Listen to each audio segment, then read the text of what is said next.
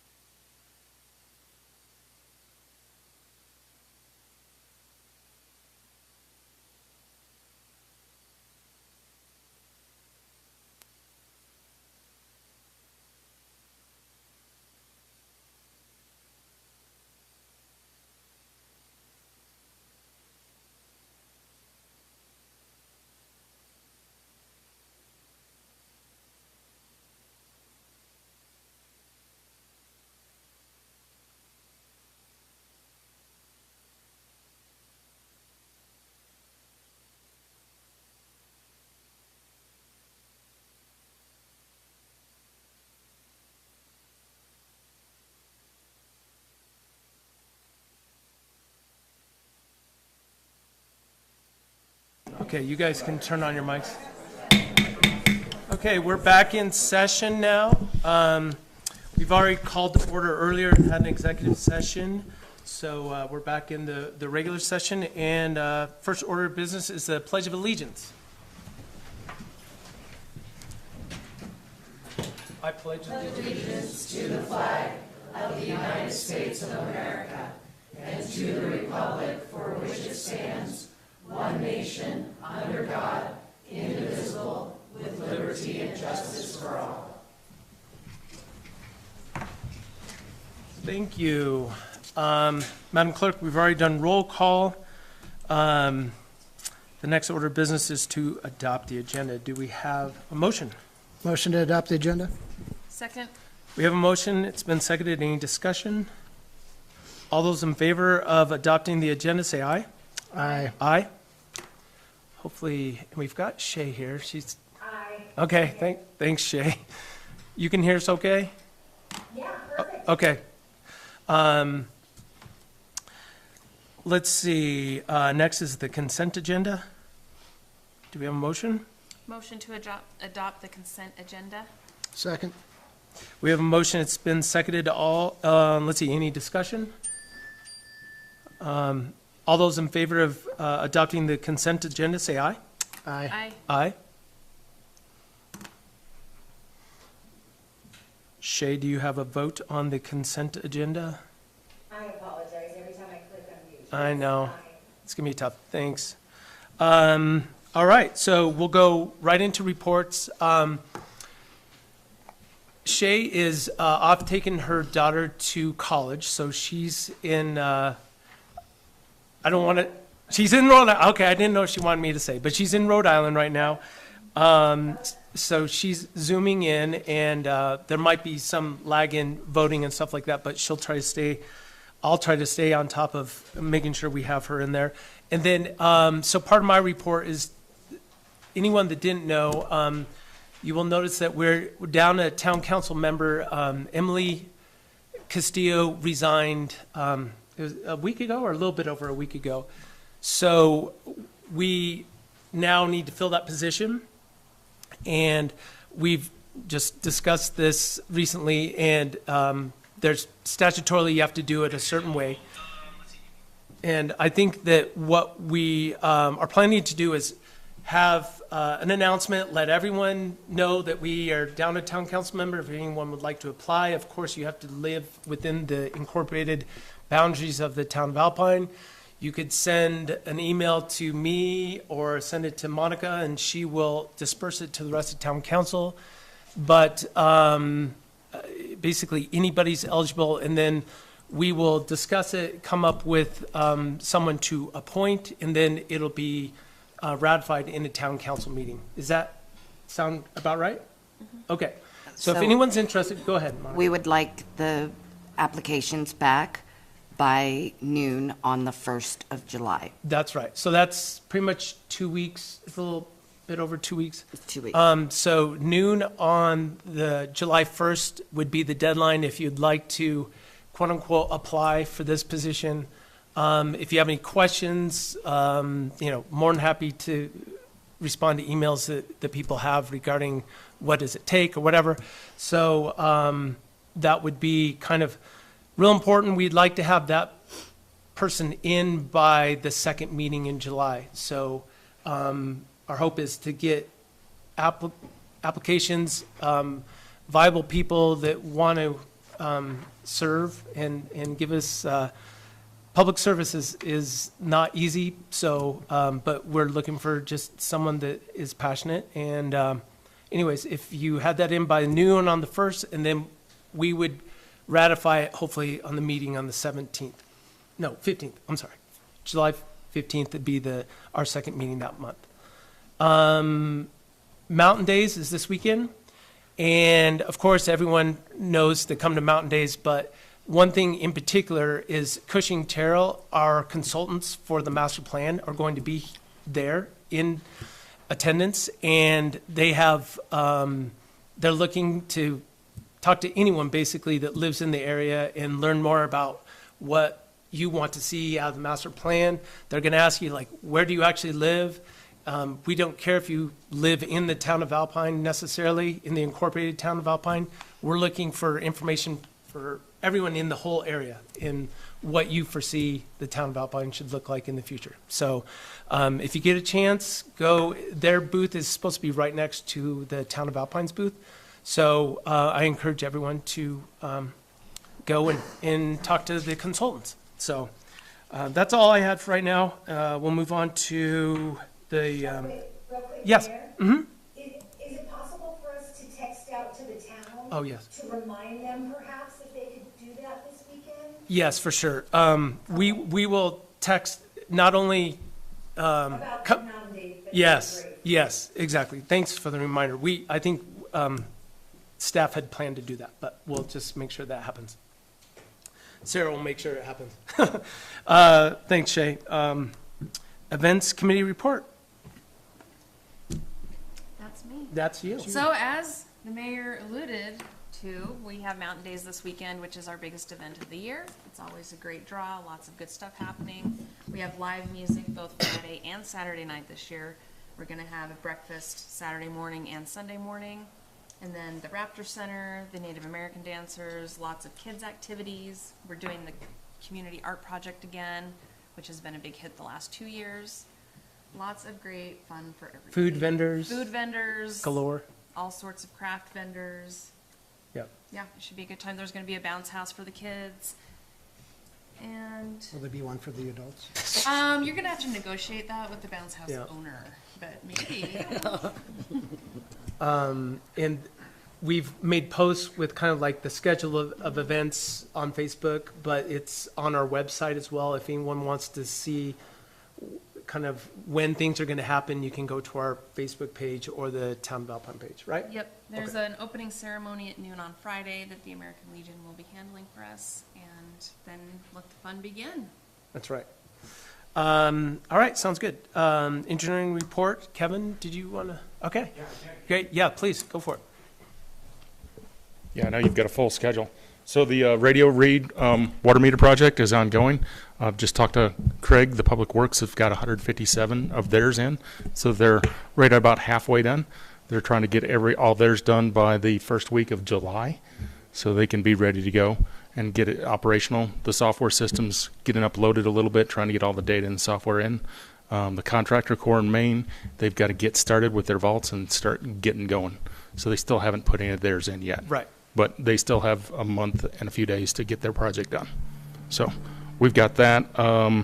We don't have any development reviews just yet right now. We're doing water and sewer rate recommendations. We're working on that with the town staff, trying to get all that worked out for y'all to give you a recommendation. Water permitting, the state engineering's office has everything they need. You're finalized with that. So now we're just waiting on the DEQ part, and that will come out after the Sunrise Engineering's water study, what was due in August. Okay. So we'll start working on that, seeing what we need to do with that. The sewer fund, the same thing with the rate and the capacity fees. Ref Tellis is working with the staff on that, on the capacity fees, to move forward with that. Water treatment plant, looking at different contractors at this point. And then we'll, On the pretreatment on the plant. pretreatment plant, I'm sorry, yeah. Sorry about that. No, it's fine. And then on the brewery effluent, we've been talking to wastewater treatment plant staff, public works staff, town staff, and Melvin Brewery on how to get the correct biologic work. So we're going to keep a nice steady flow on the plant. So those are the big things in a nutshell. That's a big ask. Yeah. Anyways, any questions for Kevin? Thanks, All right. Kevin. You're welcome. Oh, boy. Let me see if I can get rid of that. All right, next we have planning and zoning. And we have Mo. Not sure, I'm sure you guys got the meeting minutes from our last meeting, so, we reviewed a few site plans, some nice, businesses coming in. The auto services, that looked like a really nice addition to the town. new employee housing, or no, not employee housing. She wasn't quite sure if she was going to do that as employee housing. But a few items that were tabled. We discussed the new electrical inspection. Made a recommendation to y'all for y'all to take a look at and see what you thought. And I think that was it. Although I did just read on the agenda that you guys were going to go over the, for the first reading on the LUDC. Did I see that on your guys' agenda? We didn't realize that was going to go on the books yet, so we'll have to review that as well. We've also taken it upon ourselves to, each of us have as a section again. We're going to read through it again and go through there, so. You may have some additions, and Yeah, there's and it's only the first reading, so we have plenty of time to Yeah. go over it and stuff. Yes, sir. you will see the changes that are on the first reading. It's kind of imperative to get them done sooner I was than reading later. through them Yeah. tonight. Yes, sir. Yes, So, but we definitely encourage your feedback. If you guys don't get a chance to come up with some, Our deadline, we made a personal responsibility to have a deadline of going through all of we each have a section to have them done by our meeting in July, sorry. Okay. So we should have more notes from then, and we'll be able to compare Okay, 'em. yeah, and we'll try to incorporate those in, to the final readings as well. Yes, sir. Okay? Okay, Any anything else? questions for Mo? Thanks, Mo. Okay, thank you. Thanks. I am just struggling here, trying to get this darn Zoom thing up here is just killing me, sorry. Let me try this again. And Eric, I can just be I have the agenda in front of me. Okay. So I'm- Don't worry about me, I'll just unmute. All right, thank you. I'm trying to keep this up here for everyone in attendance as well. So, next we have Councilmember Larson. Yeah, so kind of piggyback both on economic development and travel and tourism for the county. As of right now, not too much going forward with economic development, other than they're still looking at kind of the travel plan that the county's doing as well, and looking at trails and making basically for this valley a valley-wide trail system to piggyback off in economic development. With that, they finally got their travel and tourism board together. What they've done is drafted those that are on current travel and tourism boards throughout the county to have one member on the county's travel and tourism board. So we met 2 weeks ago. Yep. And with that, got that together, actually had a real meeting, started it off. So there is now a board, and going forward, there will be more meetings and putting together budget proposals to take applications for projects, events going on in the county. But right now, we're still kind of getting the meat and potatoes of bylaws and everything like that together. With that, Alpine Travel and Tourism, we had our final meeting and awarded our grants to Alpine Mountain Days, Alpine Winter Jubilee, Music in the Mountains. Shay, when does that start? So I had all 5 bands booked, I lost 2. So I am trying to start July 3rd. And so I am hustling to get my last 1 or 2. I'm waiting to hear in the next 24 hours, and then we will get a ton of marketing published with Sarah and get things moving. Great. All right, let me ask Shay just real quick. Shay, are you looking for additional bands? Like, do we need to put it out there to the world, or are you getting close to finalizing the last few? I have calls out to 4 bands at the moment, so if I don't get any traction in the next 24 hours, I may beg for help. Okay, We'd be happy to help. yep, yeah, let us know. Let us in the office know how we can help, Shay. Absolutely, I'm daily working on it. Thanks. Thanks, Shay. Continue list SVI for marketing, and Alpine Fire District, Alpine Trail Groomer for 1-year lease, Reggae in the Rockies, interactive touchscreen for 1-year lease, 4th of July fireworks, Star Valley Trout Unlimited, Shakespeare in the Park, which will actually be next year, summer, Art Council Arts Festival, Art Council Art Auction Friends of the BT, and ATAP. So all totaling $205,106 has been kind of doled out between all those organizations. Our next meeting, scheduled meeting, will be in October for feedback reports, and if there's any new applications, that'll be going again from January 1 to March 15th. Other than that, finally, utility easement. It's going pretty well. Looks like Silver Star is done for the most part. LVE is going to be done in about 3 weeks. They're just putting lines up now at the very top of Sunset into Terrace. And then they're going to have another line coming out of Mountain Drive, I believe. But they're guessing they'll be completed within the next 3 weeks of burying all power lines to transformers. If you see power lines going to homes, that's on the homeowner. So if you are interested in having that, it'll be something to reach out to Joyce at LVE about burying that power line from the main transformer to your house. You'll have to get that worked out with an excavator and everything, but she can give you instructions on exactly how to do that. That's it. All right, thank you. And then we have the sheriff's report was submitted in writing, so we'll move on to public comment. So this traditionally is the time when, if there's any public comments want to be made during any, for any action item, this is the time to do it. There are some people that want to come up now and talk about the school. I just want everyone to know that I will also take public comment during the school discussion. So you don't have to feel obligated to come up now if you don't want to, but I know we have at least one person that wants to talk about the school. You can come up and talk about anything on the action items. If anyone has any comments, please, this is your time to do it. We normally set aside 20 minutes and 3 minutes per speaker to try to keep it moving forward. So I see one person standing up. Ms. Oceani wants to be the first person, so we'll try to keep it to 3 minutes, if that's all right, Kathy? No problem. Thank you for allowing me to speak. I'm Kathy Oceani, an Alpine resident and involved community member for 37 years. You need to vote no on the proposed lease for the charter school. The conditions which were spelled out in the letter of intent passed in September 2024 have not been met. The school group keeps rationalizing why they have not met the conditions or provided other requested information. Sorry. A real enrollment study might prove there are not many students in the Alpine area that will be attending this school, since there are no transportation or meal services or extracurricular activities. They claimed they needed to know the exact location. This was an excuse.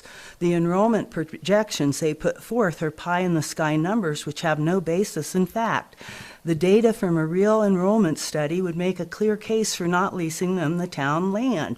This is the more likely reason it has not been done. The charter board has provided no financial information other than they are dead broke.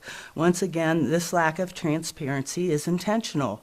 The expectation was the master plan process would make it clear if most of the citizens favor using the town land for this purpose, it should be a question on the master plan survey. They're subverting the master plan process. I mean no offense. We are entitled to clarifications with this next one. A disclaimer from Councilman Burchard is needed if she is not going to recuse herself. She needs to go on the record that her husband has not been and will not be paid for services of any kind. Considering his business is involved with technology setup, it seems likely he will be the person providing these services since he is on the charter school board. Will he only be doing this as a volunteer? Mr. Dave Jenkins should go with a private parcel for this experiment. He won't have to answer to anyone except the authorizing board and his patrons. This project has interfered with the town focusing on vital matters such as the master plan and the pre-treatment plant. The town is trying to do too much, too fast, with a lack of focus and prioritizing. I have never seen an issue cause such turmoil and division in our community. Those who are questioning whether this is the right educational solution for the children of Alpine or use of the town land are being called names and cast as villains who are against children. Many, myself included, are professional educators and administrators who have always put children first and know about what is educationally best for kids. Mr. Jenkins' brief time as a school board member does not qualify him him in this arena. Perhaps that is why this has been such a mess. The lack of stability of the charter board is very troubling. Mr. Jenkins is the only original board member. Why did the others leave? No explanations are ever given. The charter board did not do their due diligence in selecting their former provider. They are no longer using them due to a guilty trial verdict against the owners, which recently came to light. Ordinance number 1997-59 negates the legality of moving old buildings onto any lot in the town of Alpine without meeting the minimal conditions for variance approval and being properly permitted. This ordinance was not marked as repealed, so it is still in effect. Section F says, any building moved into town prior to being properly permitted shall be subject to fines on a daily basis up to $750 per day until moved from the town boundaries. This group routinely waits until the last minute to get on agendas in an effort to stack meetings with supporters only. There's always an emergency requiring immediate action. The March meeting smacked of blackmail. You either give us the town land or there won't be a school. They claim the town has held them up, but they're the ones who are not fulfilling the requirements. Please stop this controversial project. Tell them to find a private parcel. Thank you for your time. I mean, no offense to anyone. I know people who are well-intentioned and trying to do a good thing, but we as an opposing viewpoint hopefully can, I hope I've disagreed agreeably and politely, and mean no offense to anybody who's been working on this project. So thank you for your time. Thank you. Thanks, Kathy. So now, anyone else, any other agenda item anyone want to tackle? Appreciate your comments. We will move right on to action items. Let me just get up to speed here. Okay. So first is resolution number 2025-021. Do we have a motion? Make a motion to approve resolution number 2025-021, a resolution declaring a vacancy on the town council. Second. We have a motion. It's been seconded. Discussion. Obviously, this is statutorily required, right, Madam Yes. Clerk? Okay. Basically says that we have a council member resigned, and we are doing everything we need to do statutorily to fill the vacant seat. Any discussion? Yeah, the only thing I'll bring up again, not to overuse or bombard Monica and Sarah, I would hope perhaps we could text out. I know a large majority may not be jumping on town council YouTube, so if that's something we could actually send out, that would be wonderful. Definitely. Absolutely. I already made a note during your earlier discussion to make sure Sarah did that. So Yeah. we'll take care of it. Thank you. We'll definitely do that, and we'll post on our Facebook page And send an email. yeah, as well. we'll send out the email. We'll do everything we can to make sure people know, just in case they haven't heard that. Anyways, any further discussion? All those in favor of resolution number 2025-021, resolution declaring a vacancy on town council, say aye. Aye. Aye. Aye. Opposed? None. Resolution carries. Next, do we have a motion on the memorandum of understanding between Lincoln County Police Officers Association, the Town of Alpine, Lincoln County Sheriff, and Star Valley, Bank of Star Valley? So moved. All right, we have a motion. Second. And we have a second. Discussion. Okay, so this has been something that the town of Alpine's been trying to do for quite some time. And most recently, I was in discussion with the sheriff and Mr. Sorensen from the Lincoln County Police Officers Association. And the discussion was regarding a piece of land that was over in Alpine Meadows, which we were hoping to put a single-family residence on and put a sheriff's deputy over there. After doing some research, I wish we would have found this a long time ago, but that piece of land is not conducive to putting a house on it. There's too much infrastructure on there. Maybe a park or something would be good for that piece of land, but not for housing. So the town of Alpine does have another piece of land, 1.5 acres, which is in the same subdivision, but it's kind of over by the Red Barn, if everyone knows where that is. That's kind of on the old Alpine Road or County Road 100. So it's just off of that road. And so I mentioned to the sheriff and Mr. Sorensen that maybe that's a piece of land that we might be interested in. So at this point, I think it'd be best to invite you up and just discuss what you're proposing that we do to kind of fill this need that we have for housing here. And yeah, if you don't mind.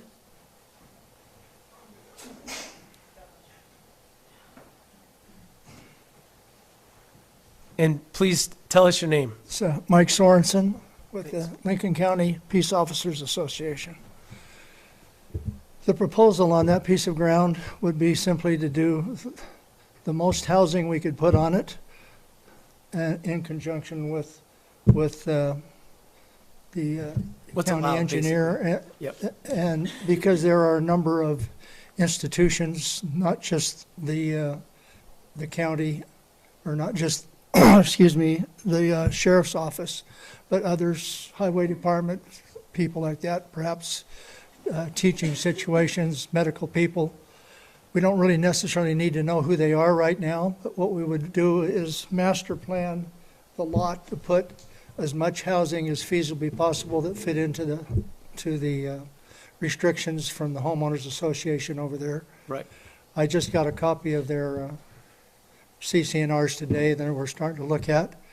At the very least, we would do one, which we have, and the funding's done, the thing's ready to do it. The idea would be to get it in as quickly as we possibly can. It's going to take a lot of coordination for a lot of people to make that happen, but as you know, having an officer in the city has been something that's been long overdue and been very difficult to come up with, and Yeah. this is a solution. So, Can you tell us a little bit about your funding, how you would do that?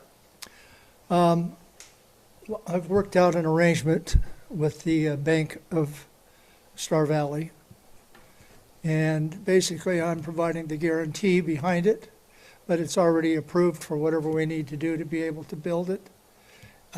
It's contingent, obviously, upon our relationship with the city, but the funding is in place. We're ready. We could start using it tomorrow if we needed to. Unfortunately, Rod Jensen from the bank wasn't able to be here. He fired himself as a judge today and is swearing in the new person, whoever it is, tonight. So I think he's trying to retire, but he'll never do it. Anyway, so this is a way to get it done, basically. Okay. And One question I have, you said that you'd be open to maximizing the amount of housing that's on there. One thing that you and I haven't talked about, I've told you that we have a master plan going on, but one concern that I've heard from people is that maybe we're rushing this too much right now, and maybe it'd be better to wait until the master plan was finished. And the master plan kind of said, like, any town land, this piece of property you should use for housing or whatever it is. So I just wanted to let you know that's kind of been something that's been bantered around recently. I think on that 1.5 acres, like you say, we could do anything from a single family residence up to maybe a fourplex, something like that. something like that. And if you also take into consideration that that is zoned MRC, which is kind of the most flexible zoning we have, that there might be other things that we'd be able to do with that piece of property. So I think we have to take that into account, that maybe we figure out like one corner to put housing on right now that wouldn't limit us for the future if something came out of the master plan. So that's something we've talked about. But what are your thoughts, or do you have any questions for Mr. Sorensen? Yeah, I mean, basically kind of discussing that. The biggest issue is that MRC categorization. So if it's something that collaborate with others, I know you've talked about YDOT, you've talked about The school, hospital. the hospital, Yep. the school system. just to try and maximize everything that we can with that 1.5 acres, even if it's maximizing it out, or if it's, we have 0.25 acres of it for housing for you guys, and then maximize the rest. We're just not Okay, know. let me make a point. Please. Okay? Number one is you'll never get it done, Right. because everybody will have to go through their own process to get it done. Number two is it's been 4 years that this was presented to the sheriff's department, and you still haven't made a decision. We will build the facilities for all of those people. All we have to do is decide. You decide who you want to have there, and we'll get it up and get it ready to go. But I want you to understand that I won't do it unless the foundation gets to manage it, because you guys change from time to time, and we need to have consistent, somebody taking care of that property all the time, making sure you have the right people in there all the time. Trust me, we don't want to manage. And we'd like to get it up, and you don't have to have any of that resolved for us to go ahead and build it. I'll build whatever we can work out to build on it right now, and then we'll figure out who goes into it once you guys make up your mind what you want to do with it. We definitely need one for a deputy. Yep. And I think you need the deputy now, not sometime into the future, which is already 4 years overdue as far as I can tell. So, Thank you. The town of Alpine's been talking about for a long time. Yes, this most recent 4 years, it was a lot closer, but it's always too. But remember, you don't have to fight over the financing for it. You don't have to fight over the plan. We'll do it in conjunction with all the things we have to do. Your suggestion of having the city engineer work with us on the thing solves a lot of problems. He knows where all the issues are over there. The idea is to get somebody in there this year, preferably before the snow flies, so you have a deputy on the site for this whole area out here. Yep. We're in agreement. And the other housing up too. We'll do it all at the same time, so. Great. Okay. Thank you. I did have a quick question for the sheriff, if you don't mind, Sheriff Johnson. It's kind of a broad question, but what would a deputy feel about living here and also patrolling this area? That's something else that's kind of been brought up. What are your thoughts in general about that? What would they feel about? Would they, do they get people knocking on their door, being like, hey, have you gone over to? That could happen. Okay. But we'll do our best. It's not like this person is going to be the only one assigned to Alpine. Right. It just gives a presence in Alpine. You should also clarify that, well, I'll clarify it for you, but that we kind of upped our service with the county, where you hired another deputy last year, and we share that deputy kind of with Star Valley Ranch, correct? Correct. Right. Yep. So this person they may live here, but they're going to be patrolling wherever, Yeah. basically. Exactly. But what it does allow us to do is there's going to be a larger presence of deputies down here. I mean, the furthest we have one living north now is about Star Valley Ranch, and that's an element of the cost. So this is a solution to that. It would allow this end of the county and the town of Alpine to have someone reside down here. That's not going to happen otherwise, and have a larger presence for uniformed officer down here. So that would be the goal, and I think we can accomplish that. And just a quick comment on, I mean, I was approached by the previous mayor about working on this, and then we've had meetings with the county, and it's gone back and forth. It's clear the county doesn't want to manage it. It's clear that Alpine doesn't want a management. I hope this comes across as a solution where we can finally get something moving forward and get something done. If that's what, Alpine wants to happen. Yeah. I think this is a good vehicle to get that done. Yeah. Great. Any questions for the sheriff? Thank you. you. I do have Yep. a couple questions there. Yes, please. Okay. Yep. I guess I was wondering, first off, this land is not your typical land. I mean, we've discussed it's about $1.5 million worth of land. And then, I think, like Jeremy noted, it is highest and best use as far as multifamily.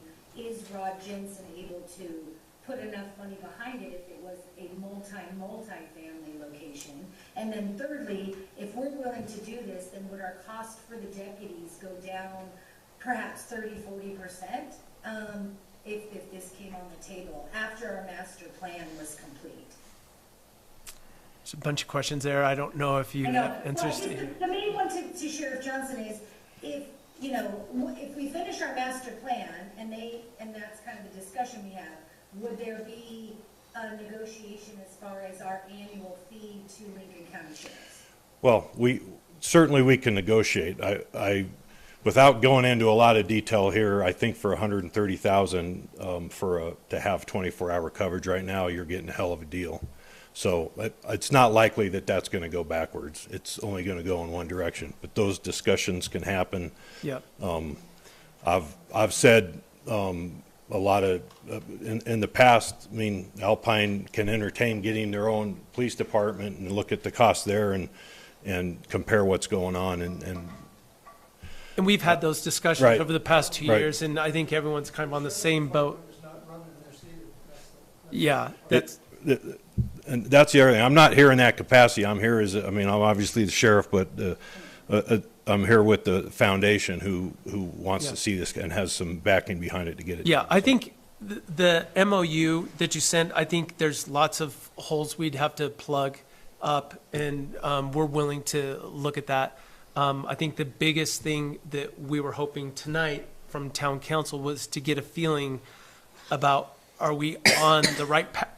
Excuse me, are we on the right path? Do we need to pull back? Do we need to do some more research? Do we need to, wait until the master plan? Do we want to proceed and see, maybe come up with some options that they could put housing on that wouldn't necessarily pigeonhole us or limit our ability to develop it more? I think those are some of the things that are on the table, so. Well, I think this is maybe not only to authorize yourself to sign, but to negotiate. Conversation this weekend with Cushing Terrell is just as simple as that conversation. Hey, we have this going on. We see the immediate need, as Mike stated out, that it would be very impactful for this end of the valley to have deputies stationed here. Yeah, our master plan, the firm completing our master plan will be here in town this weekend, as we said, for Mountain Days. And if there was a way we could facilitate a meeting to just kind of discuss with them what you're thinking and planning, I think the timing is great for that. Just to keep the ball moving forward. Yeah, I think that's the key. Is like I said, it's things have changed, but this has been a long time in doing. The foundation's ready to do something, but we don't want to be in 2 years still thinking about this, or even a year if we're going to do something. So if that can move pretty quickly, I think the foundation will be on board. Otherwise, my sense is that they'll look somewhere, they'll go somewhere else. So Sounds good. Thank you, Sheriff. Any other discussion or any suggestions on how we should proceed? We can modify, like I say, just have you to negotiate and sign. Okay. For me, I can't go down this path, I feel like, until the master plan is complete, because even a 30-year, lease, or however we want to, massage it, I just think it's ahead of the curve, and it pains me, I know they've been waiting 4 years, but I think we're at this precipice for our town, that we're this close. I don't want to jump the gun on the experts telling us what would benefit the town most. Mr. Sanderson, you've looked at this MOU. Do you have any recommendations or suggestions of changes? Could you turn on your microphone, please? My only question is, as far as this is having, if the lease terminates, that the town would be able to purchase it for fair market value. I'm wondering if we could just amend that so it could be fair market value less the value of the land. Is that possible? So the question is, So if you put a $400,000 house on it, and there's $100,000 worth of land, our ability to purchase it at the termination of the lease or some sort of default would be at $400,000, that we wouldn't be buying our land back. yeah, Does that we would make just, sense? Okay, all right, we'll add that. That was my main. okay. There might be a few other small things on here, but any other suggestions that you guys would like to make, you can voice them now, or you can tell me via email or whatever, any other concerns you have. I think this MOU really isn't tying us to anything, if I'm not mistaken, Mr. Sanderson? Understanding, yes. Yeah, it's just an understanding, and there's basically saying there's lots to be worked out, but we are working together to see how quickly we can get this figured out. So if everyone feels good about that, then I feel comfortable moving forward. The master plan will be approved in the spring of next year. So it's about a year process. But not to say that's going to hold this up right now. This MOU doesn't have to say anything about that, but I think at this point we just make it very open and pretty loose as far as responsibilities for everyone, and let's just see if we can come up with a good plan. But I feel comfortable with that as long as everyone else at town council. I do. I mean, I would prefer to hear from Rod Jensen on what is possible, because it would pay me to hear putting one house on 1.5 acres, then, I'm not sure Alpine Meadows, I know it says the subdivision, but are they responsible to the town or to the subdivision first? Well, they have to build what's allowable within the subdivision first, and Because I guess I feel like we're getting ahead of ourselves if they're thinking one house or a duplex on 1.5 acres. I mean, I understand this is a memo of understanding, but I feel like that's the giant elephant in the room, is how much housing would go on the lot. yeah, I think this is kind of a memo of understanding to get some more information. So I don't think that we're gonna tie up the land. Obviously, anything that comes out of this MOU, I mean, if we want to have some more language on there about understand the funding options, things like that, we can add those. Did you have something to add, Mr. Well, Schwartz? the point is, I think she missed what I said, which is, we will get with the engineers and we will maximize what can be put on that lot. We came here looking at one lot that was at a different place. Right. We were ready to go do that. What we're saying now is, if you're gonna give us an acre and a half, we're gonna maximize that so we can use it for whatever you come up with that needs the additional space, but let's do it all at the same time, get the whole piece completely developed, as much as you can put on it. And we'll work together to make that choice of Yeah. what works best. That sounds great. And that's where the MOU comes from. Yeah, Yeah. for sure. Sounds good. Well, we have a big agenda, so I want to keep this moving forward, but I think we should go to a vote. We don't have any amendments or anything. We'll just, I could do motion to amend, adding authorize Mayor Green to work on negotiations and to finally sign an MOU. we have an amendment. Do we have a second? Second. We have an amendment and a second discussion. Shay, were you able to hear that amendment? I did. Okay. Any discussion? All those in favor of said amendment, say aye. Aye. Aye.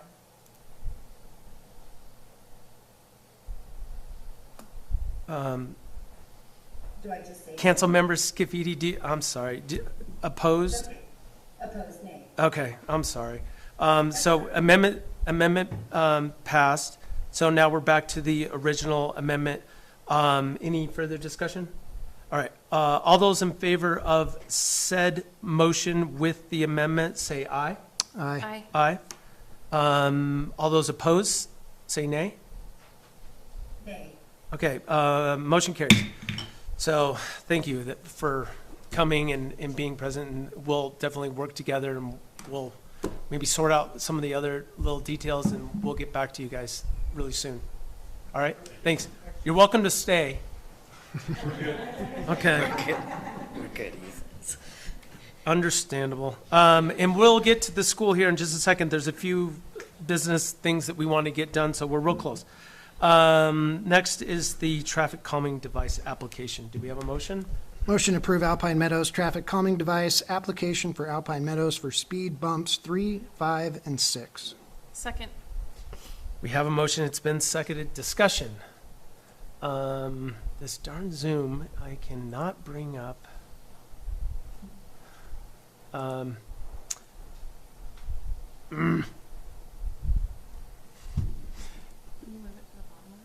Ooh, that'd be smart. Let's see. Oh, gosh. Where were you like 57 minutes ago? Yeah, thanks for seeing me, watching me this whole time. You're welcome. The IT wife. All right. Madam Clerk, can you give us just a little history on this, a little update? Yeah, over a year ago, Alpine Meadows had submitted an application to install speed bumps. There was some discussions, and it ended up falling by the wayside for multiple reasons. And so Heather had reached out to me, and we got the new application submitted. So what you have in your packet is a copy of the application, copy of the correspondence that they did to their property owners, and then the responses of the affected property owners, and you have my report about the summary of the responses, which I think was the first item in the list. And so speed bump number 1 and 2 was eliminated due to the fact that the street in which they had requested for that to be put on is considered a collector or arterial route. And then, what were the numbers that were approved? So sorry. number 4 did not, you're fine. Number 4 did not have the required approvals. 2/3. So the 2/3 approvals from the adjacent property owners. The other ones all have the required 2/3 approvals by adjacent property owners. Craig has reviewed it and has found no problems with the ones that remain on the list or their locations. And it is my recommendation that you approve their application to install speed bump number 3, 5, and 6. Okay. And then they will purchase them. There will be no cost to the town for purchasing them, but Craig's crews will install them. Okay, so just to clarify, the installation, the removal every single year, that if we approve this, the town of Alpine is going to be responsible for it. Yes. So, Yes. and our Public Works Director has told us he's willing to do that, so his guys will do it. Anyways, I know there's a few people that are from the subdivision. If you would like to make any comments, you're more welcome to come up here.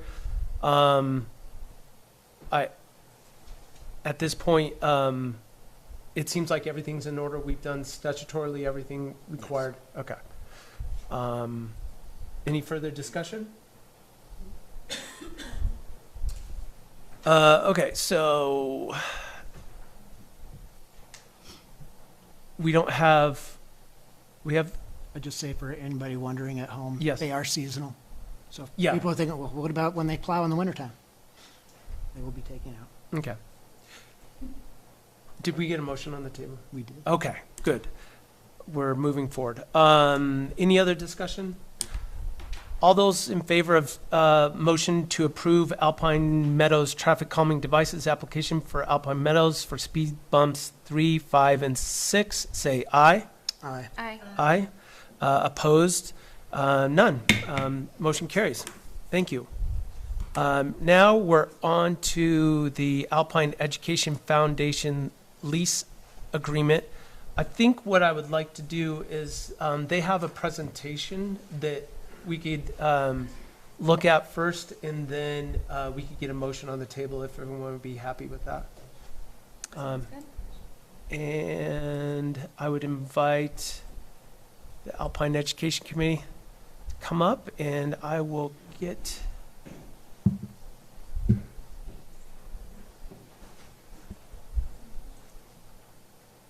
okay. Let me get this here.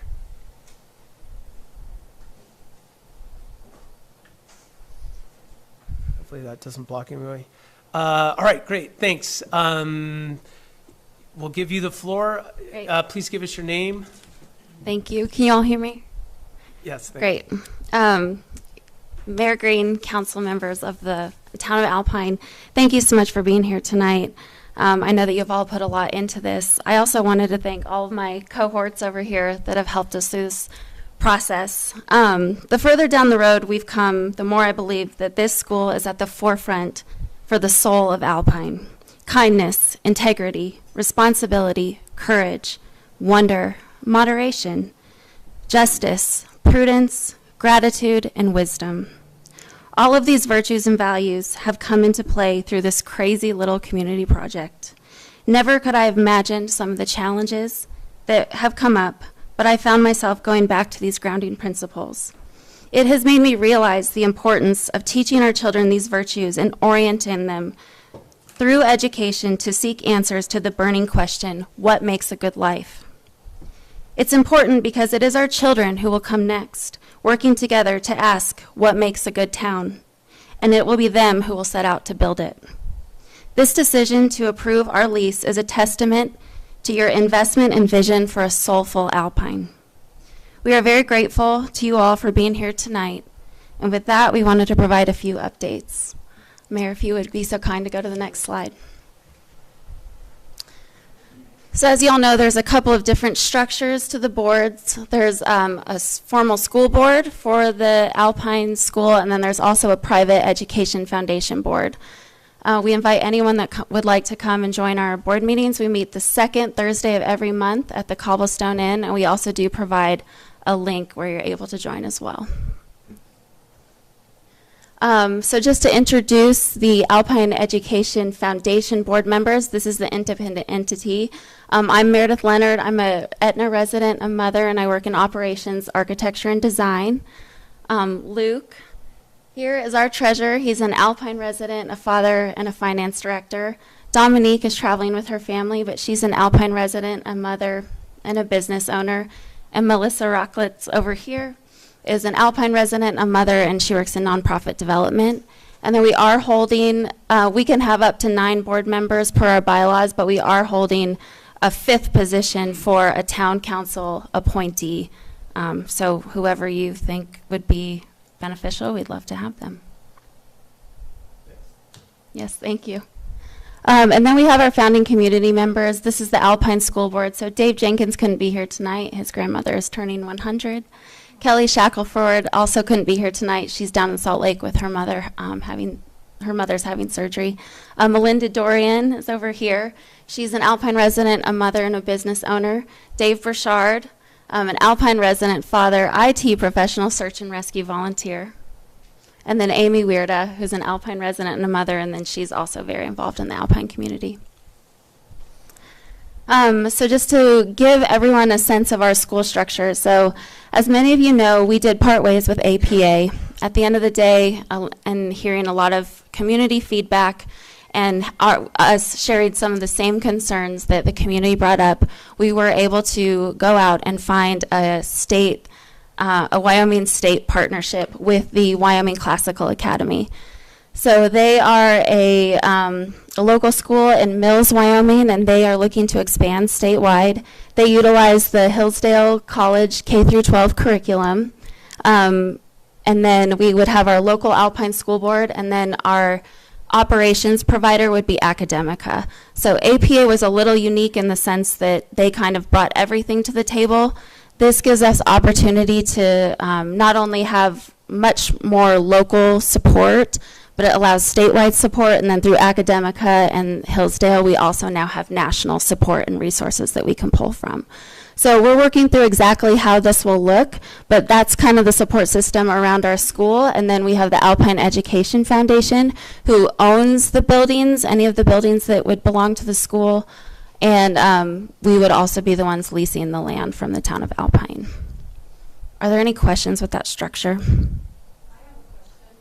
Well, we'll let you keep moving forward, and then if there's any questions at the end, we'll try to answer them. Great. Or have you answer them, sorry. Okay. Okay.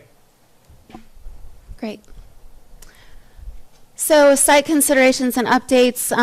We do have 4 modulars that the Alpine Education Foundation has purchased from the Jackson Hole Classical Academy. They are classroom ready, and we are looking to move those down here in the next couple weeks. We are working with a local architect to go through all of the required planning and zoning. We've also engaged with a local engineer to do the traffic study, working through parking, circulation, required entry and exit points for a school, and then snow removal and storage is also really important. We also are taking into consideration neighboring establishments and how this will impact them. Utilities, playground, the best spot for that, working with the fire department to make sure that they're comfortable with our turnarounds, and access to the school, school safety requirements. We'd love to hear that a deputy is going to be living in the town of Alpine.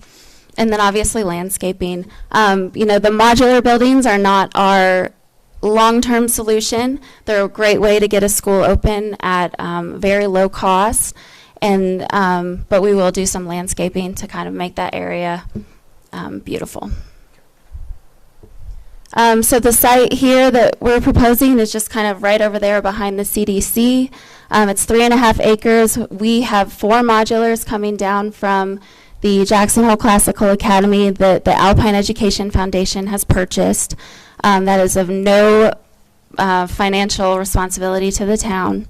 And then it's actually the 4 modulars lay out really nicely in multiple ways on that site. So we're working through our local architect and the engineers to figure out what would be best. And then, Mayor, we would submit that to you and the town council for review and approval before we would move forward with anything. Just a couple shots of the exterior of the modular buildings, and then there's a couple shots of the interior, showing that they are classroom ready. And we have a crew moving them down. We are asking for volunteers to come help us put them back together. We've got a lot of blue-collar folks that have reached out to help, which is wonderful. And then our next steps would be to fundraise. The Alpine Education Foundation's 501c3 status is still pending with the IRS. Donations right now can be made to Top of the Rockies and earmarked for the Alpine Wyoming Classical Academy. We are working on fundraising events that we'll share with the community. We also will have a booth at Mountain Days, which we're really excited about to get the word out. As I mentioned, the modulars will be starting to be moved this weekend, and we are looking for volunteers. And then more informational meetings will come in regards to the school for the local parents, but there is a July 10th meeting at the Wyoming Classical Academy in Mills that a lot of us will be attending, so if anyone wants to reach out and join us, we would love to have them. And thank you so much for this opportunity. Yeah, thank you. So I had one question came to mind when we were going through, and it's come up. There has been some concerns about mold infestation in these buildings. Have you guys gotten, when you purchased them, obviously they did an inspection, and was there any mold found? No, and we've done thorough tours of them since, and there hasn't been an issue. None of those concerns have presented any credible evidence. So obviously we care about our kids. We want to make sure they're safe. So if anyone has any credible evidence, we'd love to take a look. Mold can be mitigated. And if we do find mold, then that's what we'll do. Okay. Meredith, one of the questions I got asked was, did you have hired an inspector to actually do the inspection of the modulars before purchase? That is a question that I don't know the answer to, Shay, but I will get back to you. Okay, thank you. I'll open it up to town council members for any questions for Meredith, and then we'll get a motion on the table. Unless you'd rather get a motion on the table. I'm going to put a motion on the table. Where are we at here? Motion to allow Town of Alpine to enter into a lease agreement with the Alpine Education Foundation, Inc., and authorize Mayor Green to sign. Second. We have a motion, it's been seconded, discussion. So we've asked you a few questions. We've gone through the lease agreement, and Mr. Sanderson we talked about a couple additions that we would like to make, and I spoke to a few concerned citizens today about a couple other stipulations. One thing that I did want to point out was tenants' uses. I could get the, let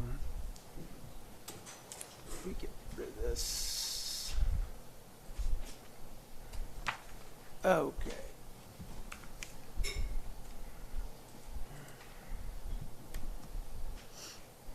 Tenants' uses. It was brought up today by a concerned citizen that it basically states here that it can be used for a school, a charter school, and then basically for no other purpose or purposes unless written consent has been approved by the landlord prior to the commencement of any other use provided. However, this limitation shall not preclude the use of facilities for community and community recreation purposes. I think the concern was that the language said landlord, assuming that the mayor is the landlord. That's not the case. The town council is the landlord, so there's not going to be some unilateral, I'm not going to be able to come in and say, now we're changing the use to something else because you aren't able to use it for a school anymore. It obviously has to go to town council, but is there any different language you would suggest that I put there, or are you comfortable with that? I mean, I'm comfortable with that. To me, it's, you know, as long as council's comfortable with that, to me, that's obvious. We didn't have any problem with it. Mr. Sanderson, do you have any issues with No, that? it was obvious to me. Okay. Councilmember Burchard, do you have any issues with that paragraph or how suggested? No, I don't have any issues with it, but if we need to add clarity, we could give a definition of who is the landlord. And I think that's kind of. Is that in That's there? in the first I paragraph. think it's in the Well, first there we paragraph. go. Councilmember Scafidi, do you have any issues with that Oh, yeah, there it is. paragraph in particular, or the language in there? I mean, I have a lot of issues, but I mean, I'll let you guys With- defer to Jim. With that one paragraph in particular, the tenant's use? Yeah, you mean as far as defining who the landlord is? Yeah, or the specific comment that it could be changed? Should be, Yeah. yeah, I mean, I think that should stay in there, Oh, absolutely. okay, for sure. And then we had one other thing was brought up, and I think, Mr. Sampson, did you I add it? just sent you two addendums to that. Okay. Just requiring removal. If there's a default, they have to have it removed within 120 days. They pay all the costs, or the trustees in bankruptcy, or any person who's like signed any obligation of the tenant has to have it removed within 120 days. And I just emailed those to you. Okay. We can take a look at that. Those were the main ones that I heard from this one particular concerned citizen. Mr. Sampson, can you clarify the FAA compliance and the abrogation easement? Is that a secondary document that we would enter in, the town would enter into, since we're the landowner? Right. We'd give them the easement. Where you'd give the air park the easement. Correct. Over the property. Right. And that's what we have the aviation attorney working on, so. Okay. So that'll be That'll be a an addendum separate, as well, it won't be an addendum Oh. to this. They'll be subject to that easement. Right. But when the easement is signed and recorded, they'll be subject to it, but that has to come back towards us Okay. and the air park. Okay. Any other lease questions? Any questions for Meredith or anyone on that board? I don't think so. I guess my only question, as well as I look back at the slides, was I just wanted to confirm as the parking circulation traffic study is complete, will those findings be presented to the town council pertaining to the lease, or how will that all play out? Do you mind? Yes. So the process that the town is requiring the traffic study to be completed in is a special use permit process. The special use permit process it will be the process that they utilize that allows them to go outside the current rules and regulations of the Land Use Development Code and set used modulars on that property. And so that is it goes through a planning and zoning review process, which then makes a recommendation to town council, and then town council approves the permit. So there's a multiple step process, and it's being required for that. So they will not be able to get a building permit to install the structures unless they meet the requirements of that special use permit. Okay, I appreciate it. I have constituents in the neighborhood asking, so I just wanted to make sure I addressed it. Thank you. No, you're welcome. We do need to clarify, Mr. Sanderson, under conditions and precedent 31, it does say tenant agrees to work with the town of Alpine on traffic impact studies, utility plans, safety barrier designs, all that stuff at the tenant's sole cost. Are we covered as far as, in your opinion, requiring that in the next step, basically, if Yes. this, okay. It's clear in your mind that that is something that's going to be That they are required. required to do, yes. Do we need to add something like when that needs to take place, or what time frame that needs to happen? Or it has to do with the special use permit?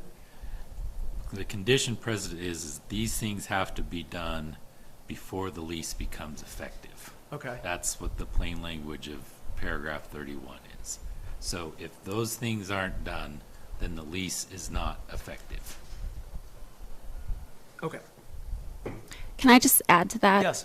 You're talking to a mom who's constantly running at least 5 to 10 minutes late, so this traffic study is really important to me too. Very good point. Something happened out on the highway today. I don't know if somebody dropped a load of gravel or something on the highway. What a mess. So we'll add that to the traffic study. Like, look what we can do when they dumped gravel out on the highway. Anyways, thank you for that comment. I think at this time, I want to open it up to the community for any public comment. Same thing, please. We'll try to keep it to around 3 minutes. I'm definitely going to try to give everyone as much grace as we can as far as time frame, but we're trying to keep within 3 minutes. And we have 6 people that have signed up to speak. If there's anyone that wants to speak, you will be after those 6 people. I'll open it up to everyone else. The first person on the list is Kathy Oceani. She's already gone. She's no longer here. Next person would be Melissa Rocklitz. I don't have to necessarily go first. I know you were interested in going up. Councilmember Larson, can you just watch 20 minutes for me? And we can go over 20 minutes, but I just want to make sure that we're not going too crazy. But thank you. Thank you. Thank you, Mr. Mayor. Thank you, council and friends and neighbors. I appreciate, I won't take too much time. I definitely won't take 3 minutes. Just a few points. One of the things that I think is interesting is I have a lot of friends that are interested in the school, and they have very young children. My daughter just turned 22 and moved to Philadelphia. So it seems like I have no skin in the game, but I think it's really important just for the growth of this town. I know that there are people that would like to have additional businesses that go on in town, but those businesses require employees. And a lot of employees are family people with small children. I know in my neighborhood, we just had a family move in. They have 3 children under 5 that could potentially be students at this school. They moved in the last 30 days. And another family just had their 3rd child. So there's definitely growth with the children in this town that would use the school potentially. The other thing that I think is very interesting, and I don't know how many people are video game people. I'm not, but you know, if you have a video game and you've got to build a town, if you don't have police or school, you're probably going to lose that game. So I feel like it is an important part of the growth of the town of Alpine. And I think that's about it. Thank you. Pretty simple. Thank you, guys. Thank you for your time. The next person is the letter N. I don't know if they got, I just have a letter N. It is the letter N want to say? Oh, no. It's like, yeah. The next person on the list is Patricia McQuaid.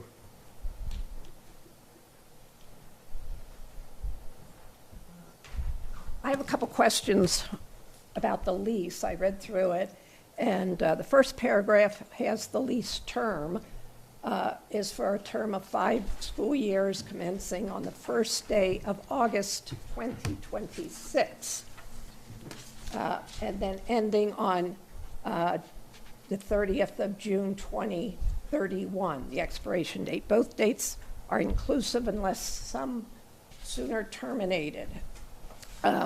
So this lease isn't going to start until August of next year.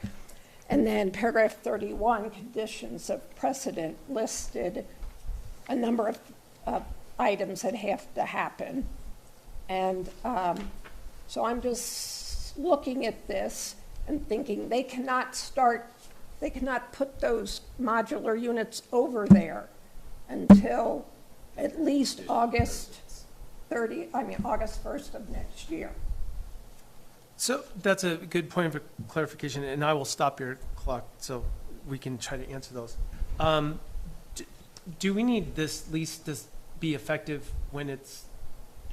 Well, you can't have it effective until these conditions precedent Right. have happened. Right.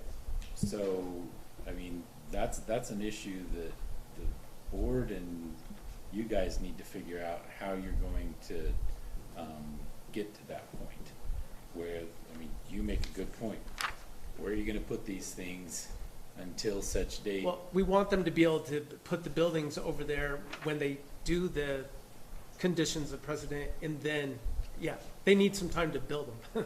Right. So, and it was Mr. Jenkins that kept insisting to put this for 5 school years, and, because I had it written differently before. I think it needs to be changed so that it comes into, they can put them on there before the 5 school years starts. What would you recommend? I recommend that your lease term be changed. I don't know how long it takes. I'm not a contractor. How long it takes them to get all of their stuff ready to have that on there. So to me, it should start as Once soon the as it's conditions effective. of Right. precedent are. Exactly.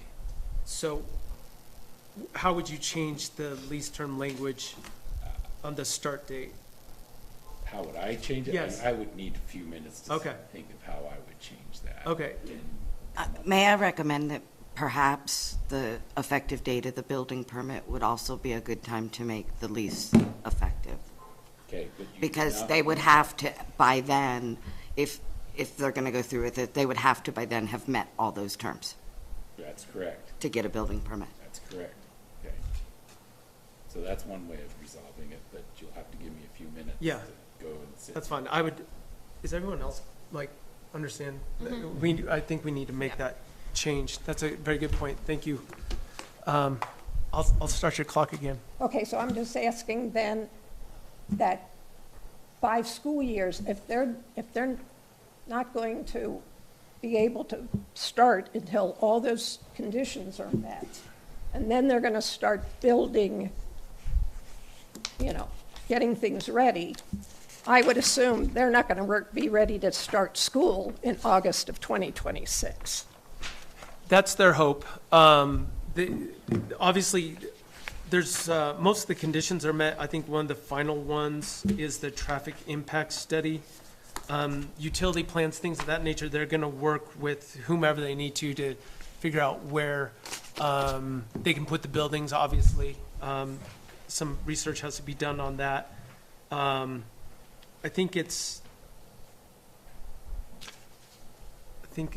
sorry, that may, yep. Where does the liability lie if we don't have an actual lease in place the day that they're being set down?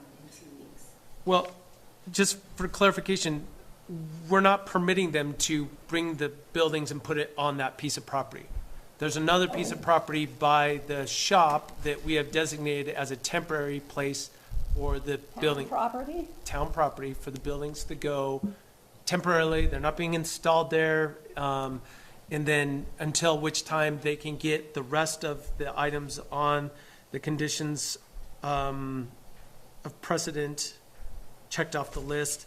Obviously, they're motivated to get them done as soon Well, I as realize possible. that, but the thing is, they're not going to have a lease, and they're going to have their buildings on town property. And I'm not okay with that. Okay. And I think that a lease should start as soon as they start putting stuff on town property. Okay, thank you. Next is Megan Rumsey.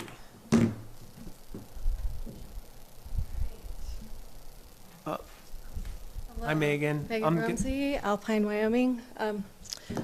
Meredith, I do have a credible report stating what and what not those buildings could be used for. So the town of Jackson is buying the other 4 buildings. It expressly says, because these buildings have been moved at least 3 times, improved upon, had ice dams, had structural damage, the seller expressly disclaims and excludes any warranty of merchantability and any warranty of fitness for any particular purpose for these modulars. They're basically throwaways.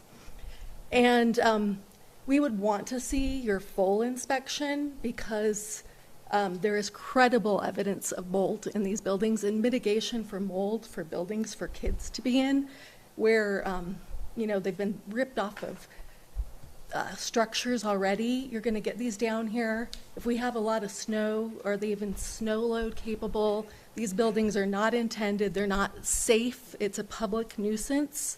We were promised a stick building by Dave Jenkins. He's changed his story many, many times. And the 2 of you have needed to recuse yourselves. Your husband's sitting right there. Is he getting paid right now to be here? You guys don't know what one other hand is doing. And we're just tired of it. You're a banker. You're not stepping up. You're not talking about the fiduciary duty. And you, Andrea, of anybody, should be stepping up. You have a duty to this town. You're an outreach person that works for the Bank of Jackson Hole. And, Peter would agree. Mr. Lawton would agree. You have a fiduciary duty to the town, and you have broke that duty. All of you, in these lawsuits, of which we have decades, no, it's not one lawsuit, it's decades. This family that you had said that you vetted and wasted all of our time, the last lawsuit, they committed forgery, securities fraud. One sister was accused of drugging the other sister with naltrexone. And this lawsuit goes on. It's in settlement. It is not an allegation. This is a settled, you guys had this information. You did not share this information with us. We have lawyers who are salivating to get to all of this. And they've watched every little step of everything that you've done, including your attorney who also has had some trouble with the law. You've got, an unemployable attorney who's had 3 DUIs who's just waltzing his way through this. And I'm just tired of it because, sorry if I sound firm, but I had to do all your homework for you along with a whole bunch of other people. So I'll just let you know, Academica is tied to Joe Ricketts. His arm of it is Civica. So if you want to just rename this town Little Jackson Hole, great job, because you can just change the name of the town to Renegade Airport. He already owns big parcel up the Grays River. He's contiguously trying to get his land from Nebraska to Idaho. And if the big, beautiful bill passes, we have 3 million acres of land for sale. He can own most of the Grays River, encroach into Alpine. If you did your homework, you'd know that, again, you're welcoming in a wolf in sheep's clothing to Alpine. So at this point, we don't trust you. Your contract should be null and void. We're working with the Wyoming Charter State Authorizing Board to get your charter revoked if we need to go to the Capitol talk to Governor Gordon, we'll certainly do that. Dan Dockstader had told us to get on the agenda. I tried to get on the agenda because we'll be getting ink signatures in our petition, as we have a petition of over 300 people who are against you and your school. You have no credibility. You have no traffic study. You have no enrollment. You haven't even promised your own children. Dave's not here. Steve's not here. Rob Hagedorn's not here. I don't know. Can you tell us where Rob and Steve are? Because I know that you keep great tabs on them, Jeremy. Ma'am, So just so you know, you're over 3 minutes. If you could wrap it up. I'll wrap it up. Thank So you. if you want Joe Ricketts to come on into Alpine, great work. Once again, thank you. You're not thinking about the people who live here. You're turning this town into a resort. Okay, thank you. And those trailers should not touch land, and if they do, we're going to look at the Wyoming Supreme Court decision regarding TAMA, and we can get those attorneys involved regarding if something touches the ground, what happens then? So if you want to test the way that we believe that this charter is ultra vires void ab initio, you could ask your lawyer what that means, because there are some lawyers who do know what that means, and they're ready to make some calls. Okay. Thank you. And so the last one I have on the list here is Heather Goodrich. Heather, how are we doing on time there? 8 minutes. Left? Okay. Hi, Thanks. Heather Goodrich, mother, Alpine resident, educator, 28 years. I just was thinking about, actually Megan just mentioned it. So I was on the call, the original Zoom call with the Wyoming Charter Authorizing Board, where they approved this application when it was APS. And they employed a third party that did a really good review of the application and gave, a list of things that needed to be done. For example, like an educator on the board, some things like that. So I guess my question is, now that we've literally changed everything, like there's nothing left that was in that original application except for the name of the school, how does that work? Like if it's a completely different school, completely different curriculum, completely different provider, that third-party review that happened is no longer applicable, so that was kind of my I think we could answer that real quick.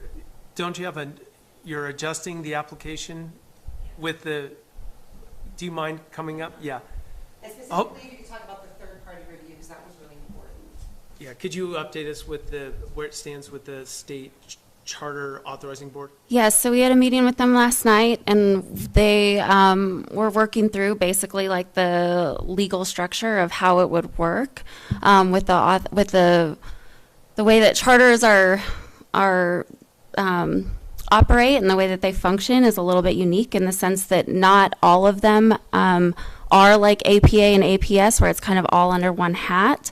Academica is a service provider for all kinds of schools, from STEM schools to STEAM schools to classical schools. So they come in, the way I described it to my husband is like they're the GC, and they'll build any type of house. And the curriculum, which is the same, which is what the parents are focused on, is very similar to APA. The classical education, focusing on truth, beauty, the transcendentals. And the authorizing board agrees with us that our curriculum is the same. What we're doing is just working through the legal structure of how that would all work.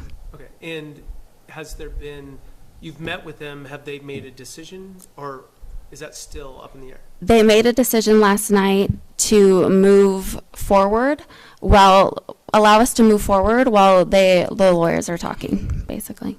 Okay. Thank you. Yes. Any other public comments? Yep.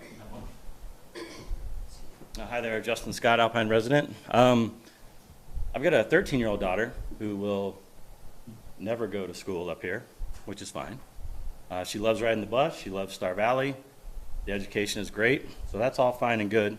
My one question here in looking at your plans is there's maybe 4 acres of property that we're going to put modulars on. And then there's talk of rebuilding. So rebuilding to me means that you're not going to stop education and tear down those modulars and put up a school. The only other option is more land to build a larger school. So think about what you're doing here. It's not 4 acres, It could be the 20 acres that was proposed a year ago. So to me, that's a little bit interesting that we're building modulars. We wanted to build a beautiful school in the last presentation. That's not happening. If the school's successful, great, but then the town is going to be asked for more land, which to me I disagree with, in giving town property to for-profit entities. Thank you. Thank you. Any other public comment? I can address that really quick.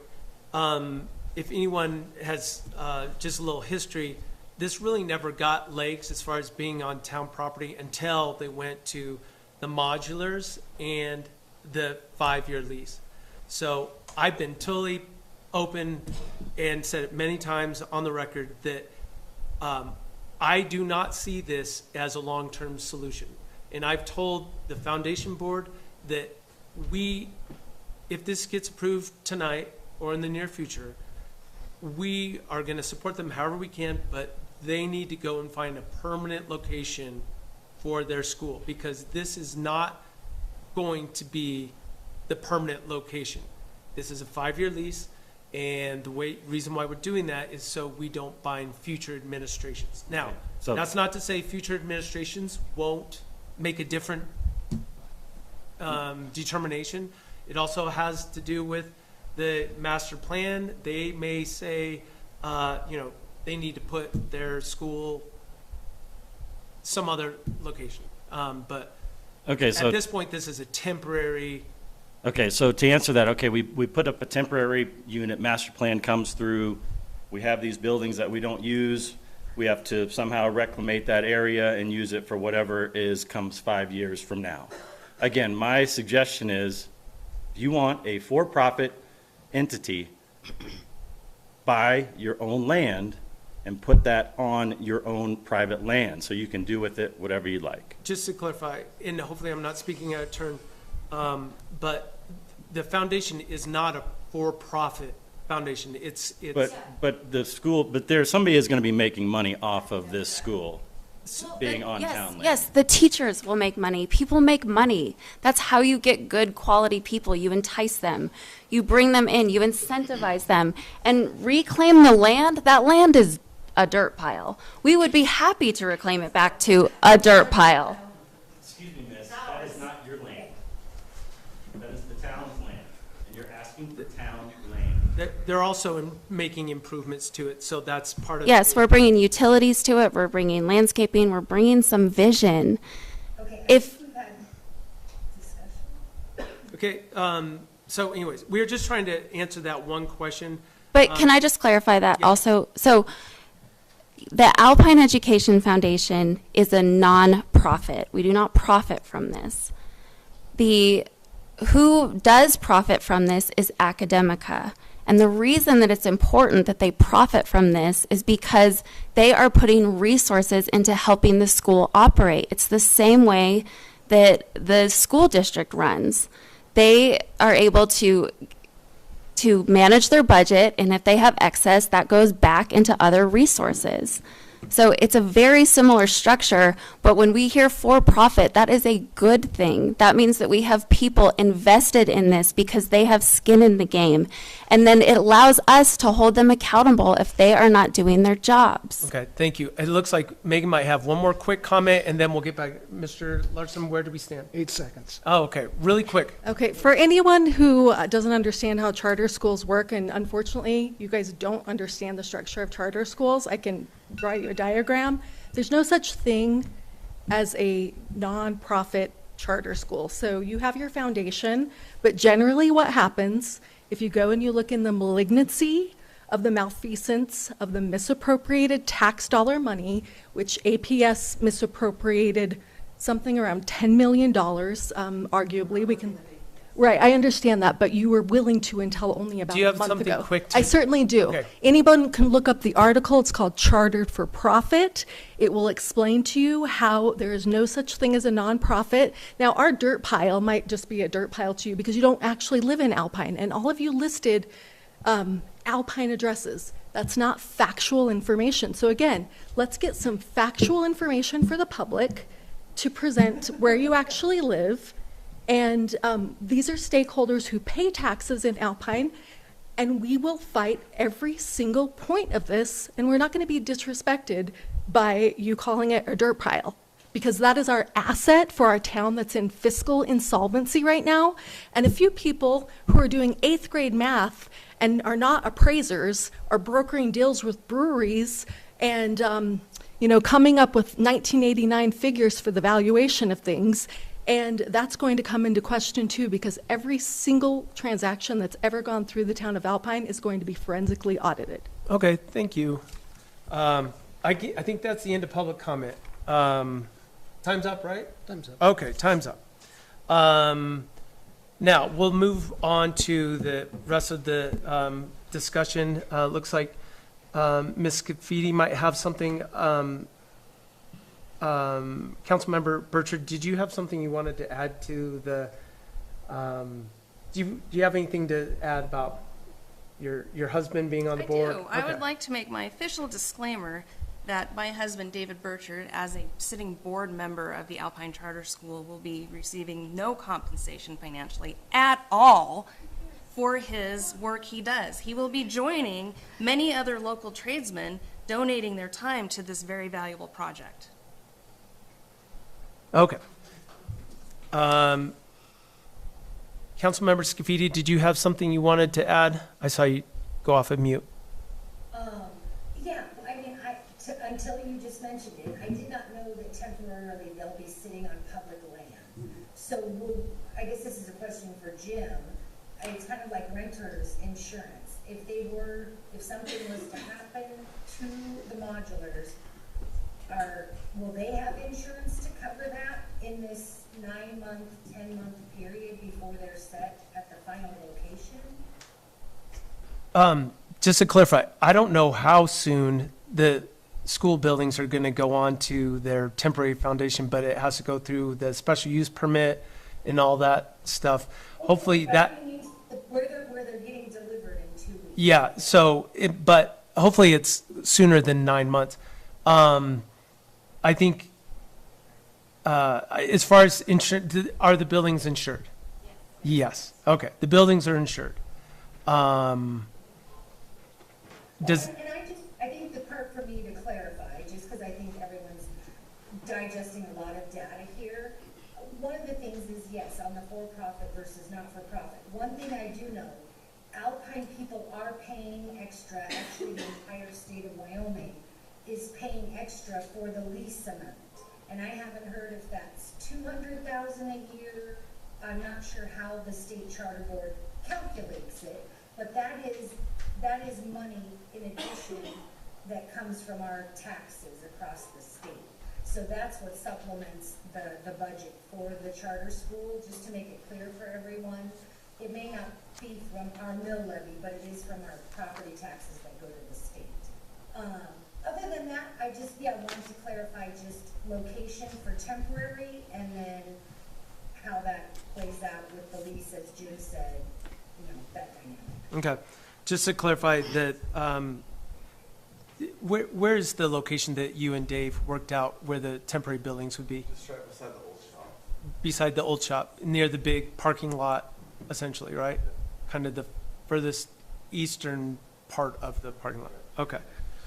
Wait, down by the ball field? No, just right. You would pull in as if you were going to the shop, and it would be, and take a left. Okay, so in the sagebrush, like in the urban area? Pretty much in the sagebrush, yeah. Okay, so we're gonna put them there. I mean, are we having to dig out roads for them to come in, or? No, they're on wheels, so they just get rolled in there and temporarily put into that location. What is going on with Mr. Sanders? He is making edits to the lease. And he did tell me to let you know, Shay, that he will require them to have insurance on them in the edits he's making now. Okay, thank you, and I appreciate it. For both parties, I think it just makes everyone. No, it does. Good point. Perfect. At this point, I think I would recommend a 5-minute recess, and let's figure out this lease and finalize that, and then we'll make sure everyone here, we'll send it to Shay, and we'll make sure that everyone has a final read on it. So I'll recommend a 5-minute recess.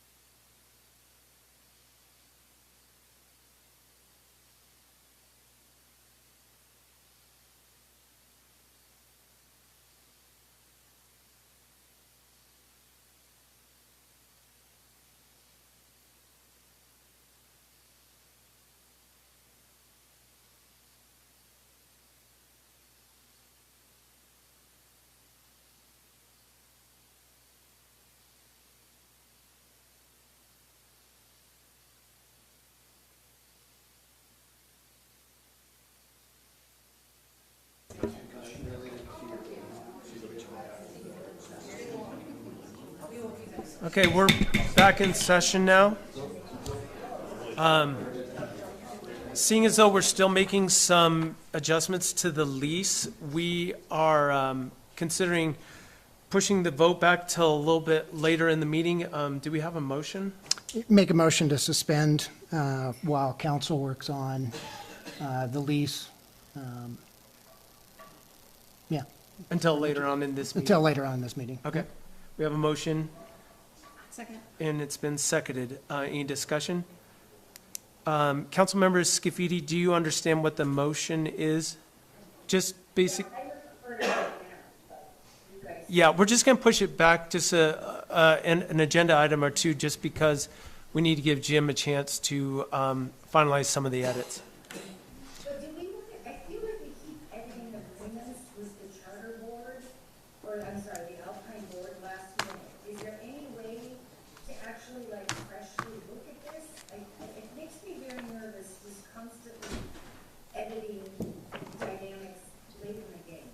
Okay. Understand, and we hear your comment. All those in favor of said motion to delay the vote till later on in this meeting, say aye. Aye. Aye. Opposed? Okay, motion carries. So we're going to move on down here, and actually, we would like to, we've got Kevin, is he outside? I told him to come in. Okay. Okay. Since we've got the rest of that group here, we might as well talk to them.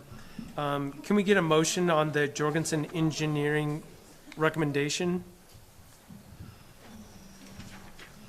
Make a motion to approve Jorgensen Engineering's recommendation to enter in a contract with Snake River MEP to finish the wastewater pretreatment plant's electrical, plumbing, pipe fitting, and control integration systems. Second.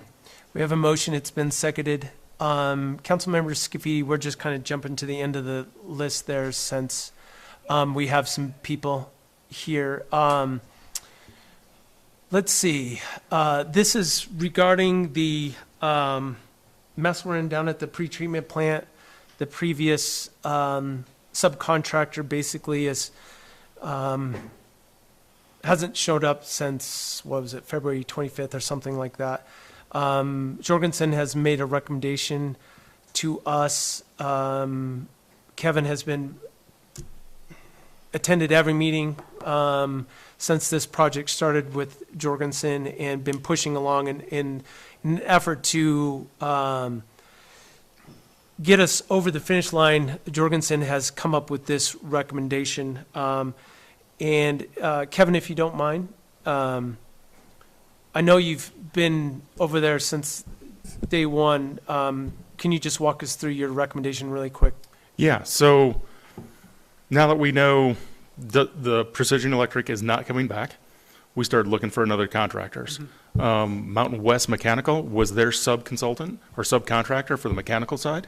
Brian Hill said that he would definitely come back and work for the town, but that's been 3 months ago. And he said since then, his schedule has been filled up. He went from working 4 10-hour days to 6 10-hour days.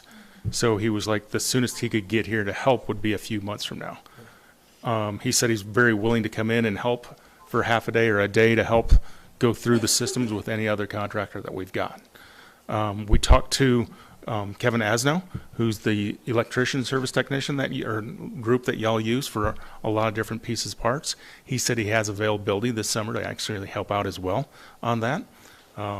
But he's an electrical company contractor. We called Snake River MEP, who's out of Jackson. They're an electrical, mechanical, and plumbing contractor, and they have a window right now that they have people. So that's why I pushed the recommendation for y'all to look at and consider would be Snake River MEP, because they have all the people at this point that could push this over the top. And they do have experience with the Jackson Hole Airport mechanical sewer system. Oh, really? Yes. Okay. And it says they could start on June 23rd? Yes. Okay. And both Kevin Asno and Snake River MEP are here tonight if you have any questions for them. Okay. Thanks, Kevin. Any questions for Kevin? No, good report. Thanks, Kevin.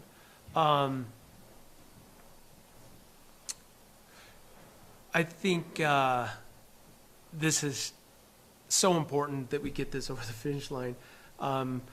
We do have both people here. I definitely understand. I guess one question for you, Kevin. If we did hire Servant Electric, what would we end up having to do to get the mechanical finished? We'd have to find a mechanical contractor. Okay. Or wait a couple months to get... I would say several months before they would come back, yes. There's not a lot of mechanical left. I mean, the change order that they had was $17,000, and there's a little bit more to that, so there's probably $20,000 to $30,000 worth of work left on the mechanical. Okay. Thank you, Kevin. If you don't mind, Mr. Rommel, do you mind coming up? I'm sure you're here to represent your company. All right. Thanks. We have Casey Rommel here. You've been to the job site? I have. And do you understand the scope or have an understanding of what the scope is in general? I have a very general at this point. Kevin and I have kind of discussed maybe we bring, the guys that supplied the equipment in early and late so that we are all on the same page as far as what their scope of work, what they're expecting this to be done, so we have clear direction going forward. It appears to be a pretty good job. So we're hoping that we're not going to run into any problems, but until we roll up our sleeves and actually, get into the weeds, it's very difficult to see that at this point. And in your experience, you didn't see anything that gives you pause, or I don't know. You've done projects similar to this in the past, Correct. obviously. There's nothing there that can't be fixed. Okay. And like I say, it appears to be a pretty quality job. Okay.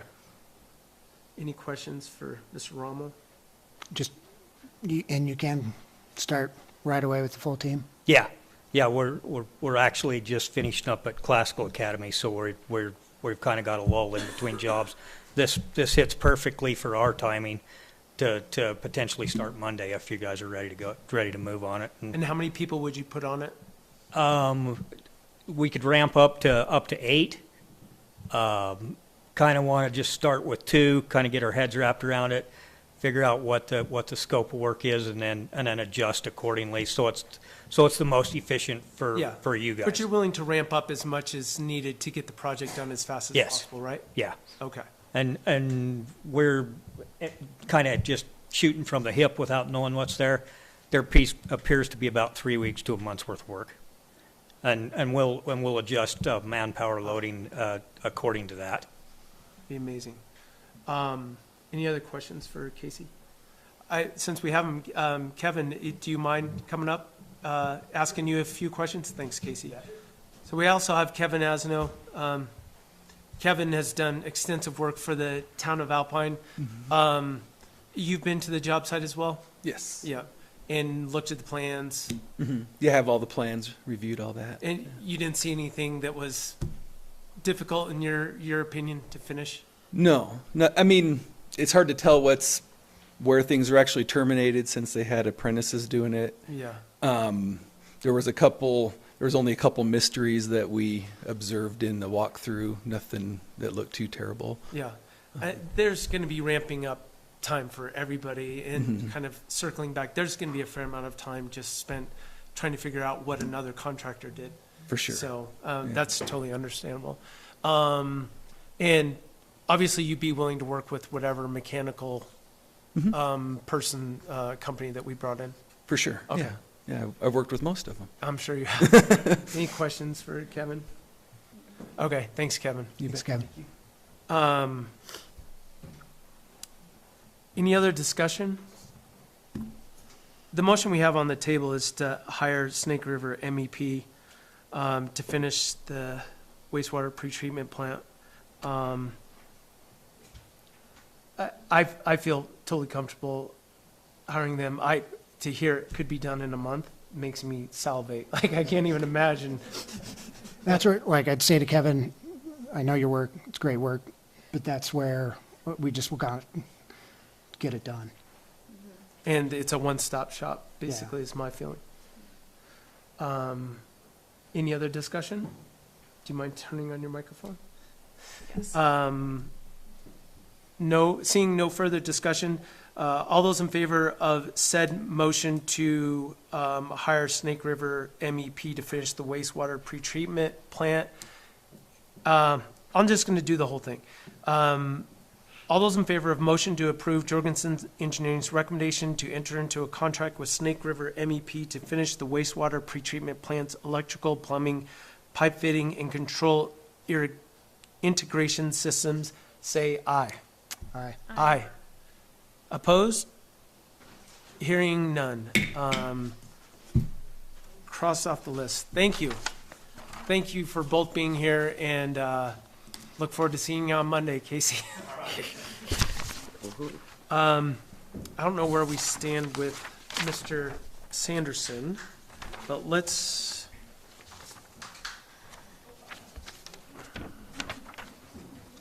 Do we have another motion that you feel comfortable doing that If you want to wouldn't start take with all night? aye, I'm sorry? aye, citizen. That'd be great. Okay. Make a motion to approve citizen serve contract and authorize Mayor Green to sign. Second. We have a motion, it's been seconded, discussion. Madam Clerk, can you just give us a real quick synopsis what this software does, how it will benefit the town, things of that nature? Yeah, so this software provides interactive opportunities for both our citizens and our staff to be able to, rather than go out and do an inspection and then come back and write a report, it allows all of that to happen kind of simultaneously. It'll allow citizens to file reports more effectively and specifically those will go right to the codes enforcement officer and right into that program and be recorded. It'll allow codes enforcement to do all of their official letters, all their official notifications right from the program. It will improve planning and zoning processes.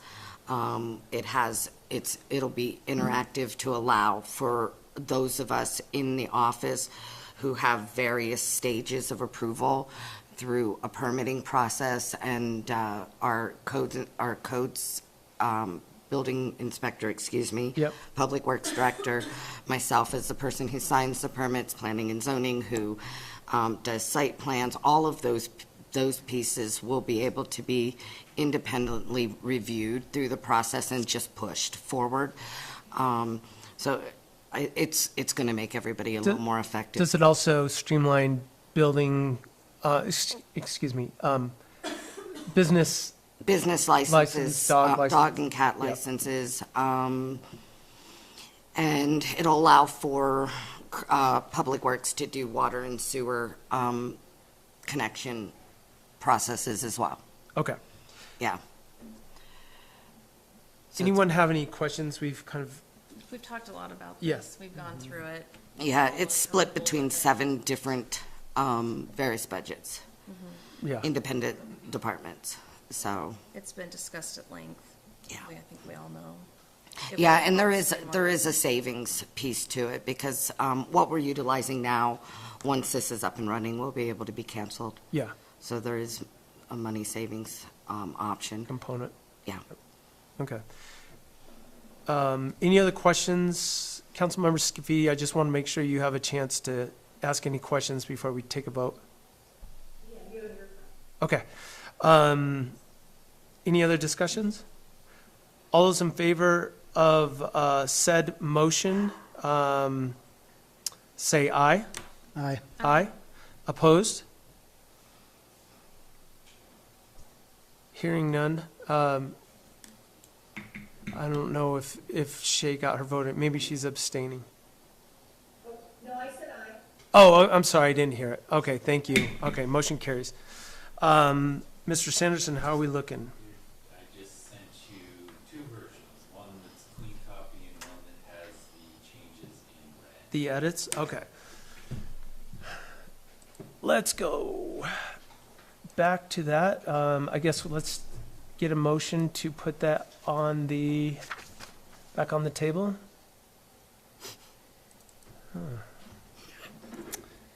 make a motion to re-review, allowing the town of Alpine to enter into a lease agreement with the Alpine Education Foundation, Inc., and authorize Mayor Green to sign. Second. We have a motion, and it's been seconded. Any discussion? And this is just to put it back on the table, so everyone knows. It was never off the table. Okay, it's never off the table? Okay. I'm To sorry. resume discussions. It was Okay. resumed. Okay, so we're here to resume. So we're going to vote on resuming the discussion. All those in favor of resuming, said motion to resume the discussion, say aye. Aye. Aye. Opposed? Hearing none. Okay, I think that was an aye. I'm sorry, I'm trying to land a lot of planes right here, but we'll get, this looks like the clean version.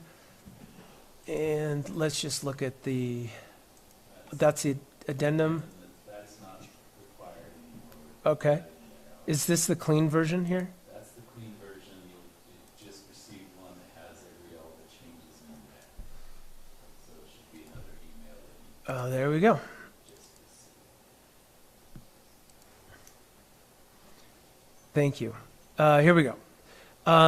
Can you just walk us through these real quick? So in order to address the issue of the term of the lease, I changed the lease term subject to the conditions precedent contained in paragraph 31 of this lease agreement. So let's go down to 31. What are the conditions precedent? So they have to provide a complete business plan, including the financials. They agree to work with the town on a traffic impact study at their cost. They agree to complete and pay for replatting, that they will submit proposed drawings and elevations of all structures for review and approval. They pay all water and sewer connection fees and installation. They agree in writing that the town shall have no financial, human capital, or in-kind contribution costs towards the tenant or its operations. They agree to allow one representative of the Alpine Council as a member on their educational foundation board. And then I added H, in the event that any temporary structure is placed or stored on town of Alpine property pending satisfactory completion of conditions A through G and issuance of an official building permit, the tenant shall insure the structures against damage and or loss, and hereby agrees to indemnify and hold harmless the town of Alpine and its employees for any loss or injury to persons or properties which may result from the placement of the temporary structures on town of Alpine property. So go back to the terms. So once all of those are met, that starts the first date of the commencement of the lease will be when the building permit is issued and go for a period of 5 years. That will be the term of the lease. In case there's some delays, there is a provision in section 32 or paragraph 32 that allows it to be extended for a period of 1 school year, beginning at the commencement of regular class schedule in August of a school year and terminating at the end of a regular class schedule in June of the following year, upon approval of the governing body of the town of Alpine. So there's your term of the lease. I added in that if upon surrender or termination of the lease, no later than 120 days after the termination of the lease, the tenant at its cost shall remove the building and or structures from the property. I also added that into default and added the condition of default is failure to, that's on paragraph 13, failure to comply with the conditions precedent as contained in paragraph 31. But I also added that if they are in default, they have 120 days, or if they're insolvent, their creditor or bankruptcy trustee has 120 days to remove the structures from the property and pay all costs associated with the removal of those structures. So that should cover the issues that we have discussed tonight.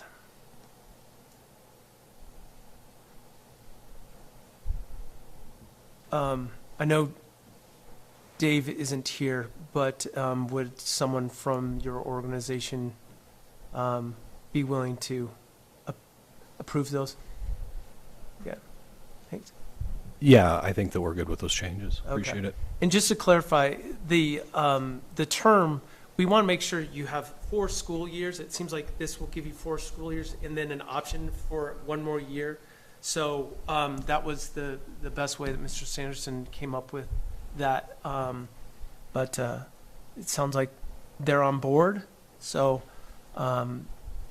anyone here at the table have any questions or comments about those changes?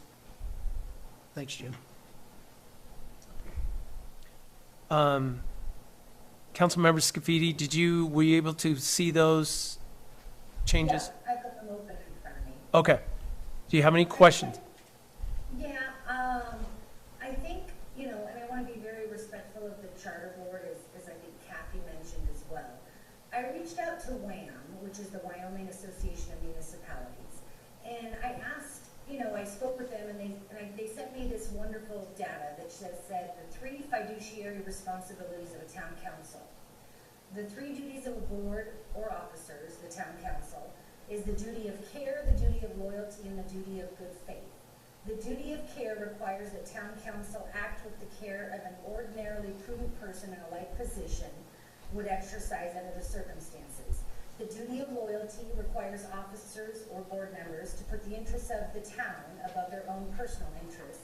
And finally, the duty of good faith requires that town council members not make ostrich-like decisions that demonstrate deliberate indifference to a potential risk or harm to the town. And as I read those, I just want to make it very clear. Of course, we are all for a school. Of course, I'm a parent of 2 young adults. I think what's difficult is, and I don't want to be disrespectful, but this piece of dirt is worth about $3 million. And I don't mean to keep going back to what land is worth, but as we face a very difficult budget season, which none of us asked for, it is hard to see a lease of $1 a year for 3 acres, 4 acres of land when the potential charter board will be getting $200,000 a year in lease money, which of course I would love to see go back into the school and to help it. But I think that balance, as we battle our own budget, it's like borrowing from your neighbor to donate to someone else. And so I think I just want to put that on the record of why, if I ever sound less than positive, it is only from that point of view. It is only for the town, not personal anything on my part. It's just trying to navigate this. So thank you for that. Thanks. I think we're close to taking a vote. Did you have anything else you would like to add, Councilmember Scafidi, before we? No. Okay, thank you. Do you have anything to add? I just kind of want to add that this lease is a piece of the puzzle.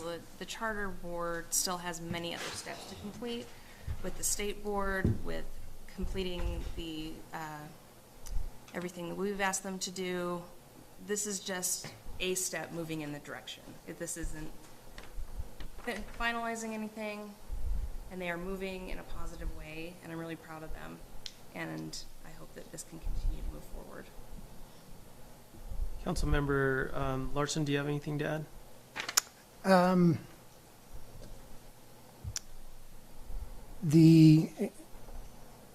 It's very apparent that we have, those 4 traditional public education and those, I don't even necessarily say pro-charter.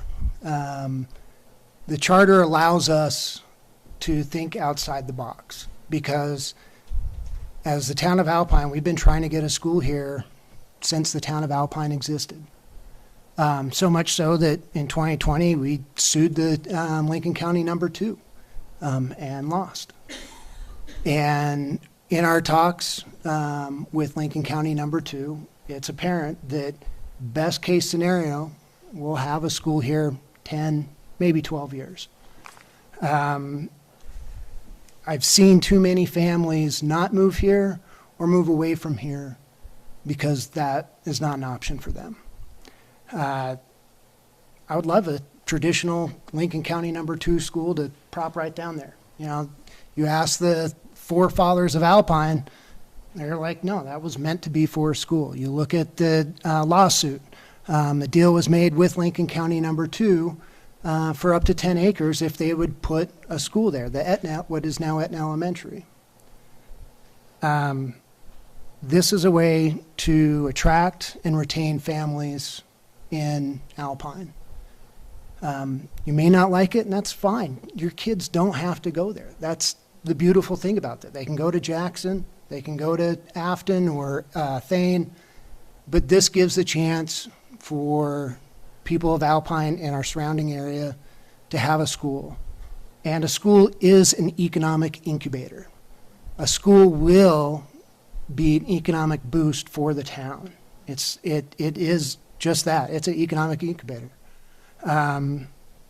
I hope that you guys succeed and you're able to find the piece of parcel that builds that permanent home and you become the pride of Alpine. That is my hope. I look for solutions. And this is the only solution I see to provide a school for the town of Alpine. And I wish you all the best.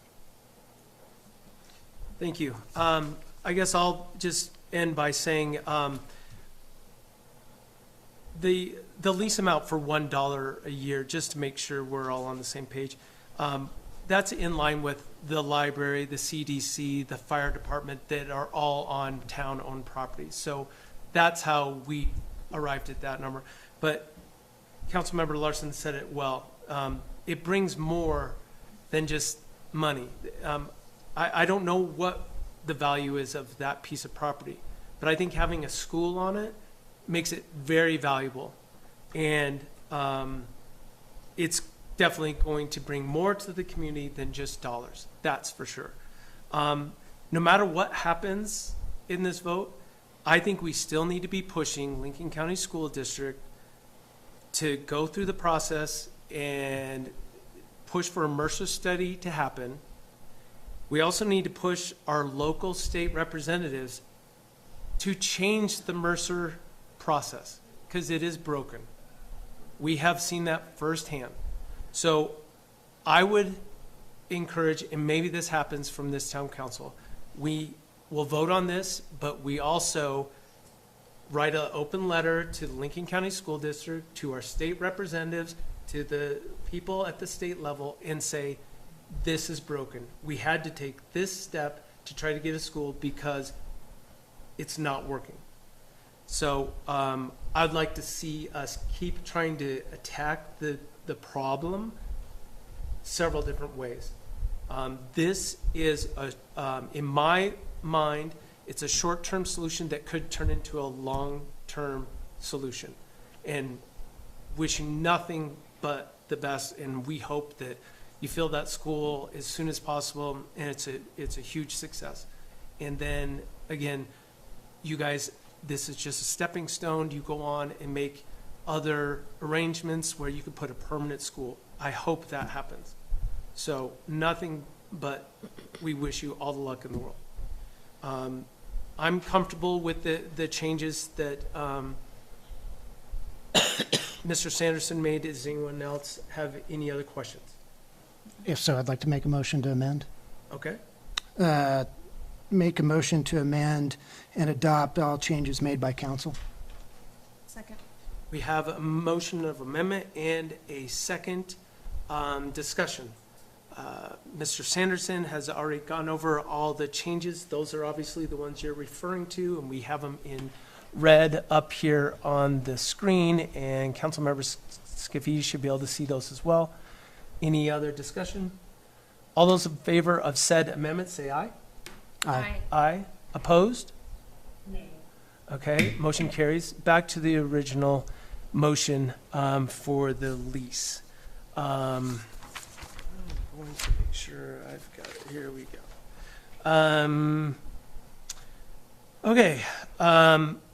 All those in favor of motion to allow Town of Alpine to enter into a lease agreement with the Alpine Education Foundation, Inc. and authorize Mayor Green to sign it, say aye. Aye. Aye. Opposed? Okay, motion carries. We will be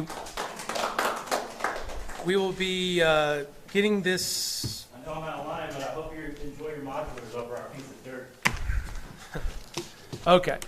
Anyways, thank you for coming, everyone. You're more than welcome to stay.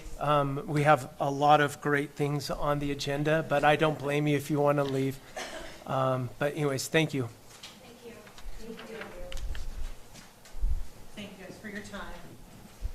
Who's your primary contact? Can I get their phone and email for my representatives? You guys, all their information's on your foundation board website, or? They won't give that information, or hang on, thank you.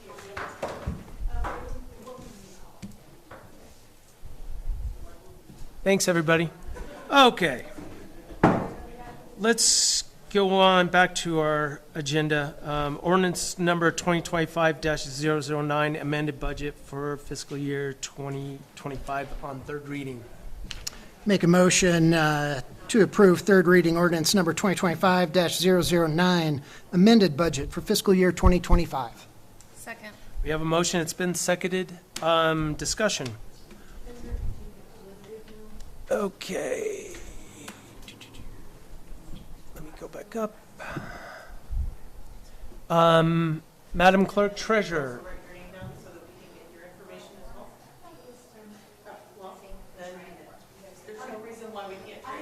If you guys don't mind taking it outside, please, we're just going to keep going. Sorry about that.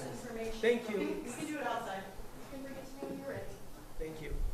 Okay, Madam Clerk Treasurer, I know you made a few last-minute adjustments, but not so much on the fiscal year 2025. No, in the general fund budget, the primary changes were to the 2025 budget, just cleaning that up as I was able to really gauge what was actually coming in this fiscal year versus next fiscal year. Probably one of the bigger changes that was made since the last reading on this budget, though, was that the non-recourse loan for the Melvin project, they told me the other day it's not actually due till January of next year.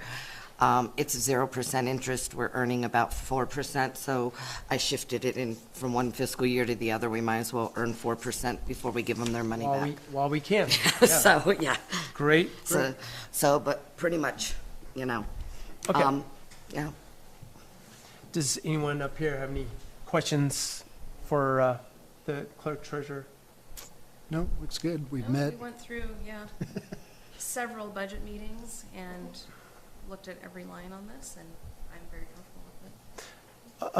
Thank you for all your hard work. Yeah, thank you, Monica. You put in a ton of extra time on that, so we really appreciate it. Councilmember Scafidi, do you have anything to add before we take a vote? No. Okay. All those in favor of ordinance number 2025-009, amended budget for fiscal year 2025 on third reading, say aye. Aye. Aye. Aye. Opposed? Ms. Scafidi, do you have a vote? Or you? Okay, sorry. I just can't hear it. I'm sorry. Ordinance carries on third reading. I'm sorry, I just couldn't hear you. I want to make sure we can all hear it. Okay, so next, do we have the next one up? Motion to approve ordinance number 2025-010, budget for the federal year 2026, third reading. Fiscal year, third reading. Second. So we have a motion, it's been seconded. I'm sorry, Did it sound all right? 2025 or 2026? 2026. Okay. Okay, I think he had it right, but do you want to try it one more time, just to make sure everybody goes? Please? Motion to approve on third reading ordinance number 2025-010 for budget for fiscal year 2026. Second. That sounded right. All right, we have a motion, it's been seconded. Discussion. Same thing, Madam Clerk Treasurer, you ended up moving that non-recourse loan into this budget. Yeah, and I think the probably most the biggest consideration in the 2026 budget is the understanding that both the water fund and the sewer fund, I did project increases to rates being necessary. Water was evaluated at a 15% increase, and wastewater was evaluated at a 25% increase. However, we are still in the process, the finalization of looking at the rates and the restructuring and the redrafting of the ordinance. So those numbers aren't final, but I'm pretty comfortable that there will be a rate increase. How our kind of goal is to shift some of the way that we're billing so that our local single-family homeowners aren't bearing the brunt of that. That's what we're working on. Right. And this will come after the studies that we have currently going on. for water and Correct. sewer. So we do anticipate Todd from Raftellus joining us at our July 1st meeting. He's going to have some really great information about the impact and capacity fee studies that he's done. He's done some really good work. He's actually, because yes, there's still money in the budget, and it's been pretty productive, and so he's doing a 10-year There's capital. money in his budget. His for- budget, yes. yeah, for what, this from the project that he's able to do a forward look at what we're going to need. And he's going to be able to give us some ideas when he comes on the 1st about how we get there in the future as well. He's also touched base with us on some of our utility billing restructuring that we're looking at doing as well. So he's just been a fabulous resource, big help. Yeah. So, yeah, so the capacity fees are clearly going to be necessary in addition to connection fees, and then the regular fees. I do project connection fees will go down in response to adding capacity fees, but that's not going to make it less expensive. It's just going to be it's just going to be billed differently, tracked differently, spent differently. Yep. Yeah, so. Well, and since you've been here, we're tracking everything at a much more micro level. So yes, we're hopefully we know where all the money is going in each little bucket, and I hope that all these studies that we're putting into place really pay off in the long run and help us plan for the future and figure out how to start planning for all this stuff. And that was the mantra over the last year and a half is, we joked at times that this was going to be the years of the study.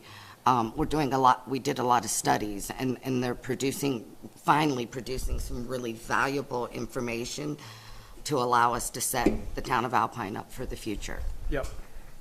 Agreed. Yeah. Thank you again for all your hard work on that. Councilmember Scafidi, do you have anything to add before we take a vote? No, thank you for all the time and effort. Yeah, helped us out immensely. Any other discussion? All right, all those in favor of ordinance number 2025-010, budget for fiscal year 2026 on third reading, say aye. Aye. Aye. Opposed? I'm sorry. Abstain, okay. I'll get this, I'm only 2.5 years in. Anyways, It doesn't help that I'm not there, so yeah. Yeah. Okay, it sounded like it was 3 with 1 abstain. Okay. Yes. So that means the ordinance carried on third reading. Okay. Sounds good. Now we're on to mill levies. Make a motion to approve resolution number 2025-020, mill levy fiscal year 2026. Second. We have a motion. It's been seconded. Discussion. Madam Clerk, could you give us just a quick history on this? By state statute, the town of Alpine is able to levy up to 8 mills in property taxes for the citizens of Alpine. However, the town of Alpine has chosen to transfer 3 of their mills to the Alpine Fire District to allow them to operate as the firefighting entity in the town of Alpine. So the maximum that the town of Alpine may collect from its citizens is 5 mills, and that's what we've been doing. Tell me why we're and that's doing what's this now. budgeted. the town of Alpine has never done this? Or do What? we do it every We do it every year. Okay. At this Yes. time for Yes. fiscal year? Okay. Yeah, because I have to send it to the county clerk. Okay. Thank Put you. on their tax. Thank you for clarifying that. It's just a process. Okay. Yeah. Another check in a box. Yep. Yep. All right. Any further discussion? All those in favor of resolution number 2025-020 mill levy fiscal year 2026, say aye. Aye. Aye. I heard it. Opposed? None. Motion carries. Resolution carries. Next, we have H. Motion to, sorry. Oh, you're right. Don't jump. Motion to approve resolution number 2025-023, authorizing the town of Alpine to apply for an Infrastructure Investment and Jobs Act grant. And? We have a motion. And? Oh. Sorry. And authorize Mayor Green to sign. Second. Oh, we have a motion. It's been seconded.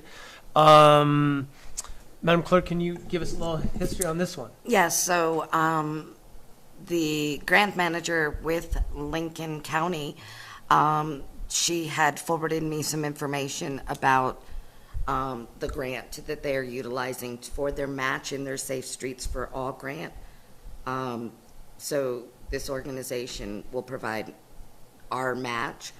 It's a $300,000 grant, and it is, I believe, our portion was $60,000, correct, Sarah? Yeah. And so we're applying for a $60,000 grant to pay our match. Sounds great. Yes, And so it's, hopefully you we're also got successful. information that the Safe Streets for All funds It are, should be opened up should be unfrozen soon. before the end of our fiscal year. So I did budget for to spend the entire money because I don't really know when it will be unfrozen, Yeah. but No, this is great. we're hopeful. Yes. Let's go for more money, more grant money. Any more discussion on this? All right. Did I lose it? Okay, here we go.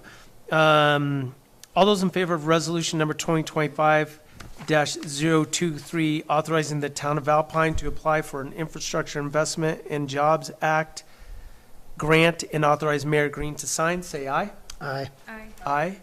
I heard it. Opposed? None. Thank you. Resolution carries. Next is K. J. J. Make a motion to approve resolution number 2025-022, a resolution adopting the updated employee policy and procedure manual. Second. We have a motion. It's been seconded. Madam Clerk, this is something that we've been working on quite a while. Yes. And hopefully town council has had, this isn't the first time you've seen this. We've been working on it for a while. I do want to make sure that, do we have to make any changes based on conversation we had earlier tonight? Yes. And so there was no decision made in executive session on employee issues. However, there was conversation about making an addition to the policy and procedure update to add that we are going to add a short-term disability policy to the employee benefit package. The town of Alpine will contribute 80% and the employees will contribute 20%, consistent with the town of Alpine health insurance contributions. And that the town of Alpine will, as part of the changing from vacation and sick time to a PTO policy, that the amount of money that currently, that all, I don't want to say it wrong, all vacation balance will push into the new PTO. Right. All sick time balances that exist for the employees will be broken down in the following way. Half of it, so they will only be eligible to keep 50%. This is making me nervous. Yes, okay, maybe I You wanna can go ahead? help you with this. Yeah. So, of the balance that the employees Yes. have on sick time, they will be converting half of it Yes. into, we'll allow them to convert half of it, okay? Of that half of that will be cash, the other half will be converted into PTO. So essentially, of your hours, all the employees that have sick time right now, you'll be getting cash for 25%. Yes. 25% of the value of that based on your hourly wage and however that works. And then 25% is going in directly to PTO. So our effort. To be spent in 2 years. Yeah, and so the thought behind this is we're going to give you some money and you're then gonna some go on vacation time, vacation. and we want you to go on that vacation in 2 years. Okay? So you better come up with some big plans, I guess. Yeah. But that's what we decided. Does this document have that in there? It hasn't been updated, correct? So all the PTO, all the policies were updated. What isn't in there was the addition of a short-term disability policy, which you can do by motion, and I can update this for next meeting. And there is nothing, I don't think, that we need to do for the policy. Do you think for what we're doing with the Do you sick think it's a time? good idea just to put this on the table until July 1st, where we can make these changes and bring it in front of town council one more time? So I can do that. Yeah, I would recommend that at this point. But then nothing's going to be effective until August 1st And our goal here tonight was to try and get this for effective. July, I'm looking. Yeah, the calendar's over here. Over that.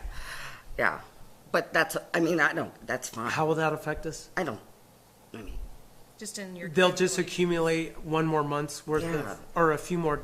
Yeah, Yeah. they just maintain the current policy until which time it becomes effective, that's all.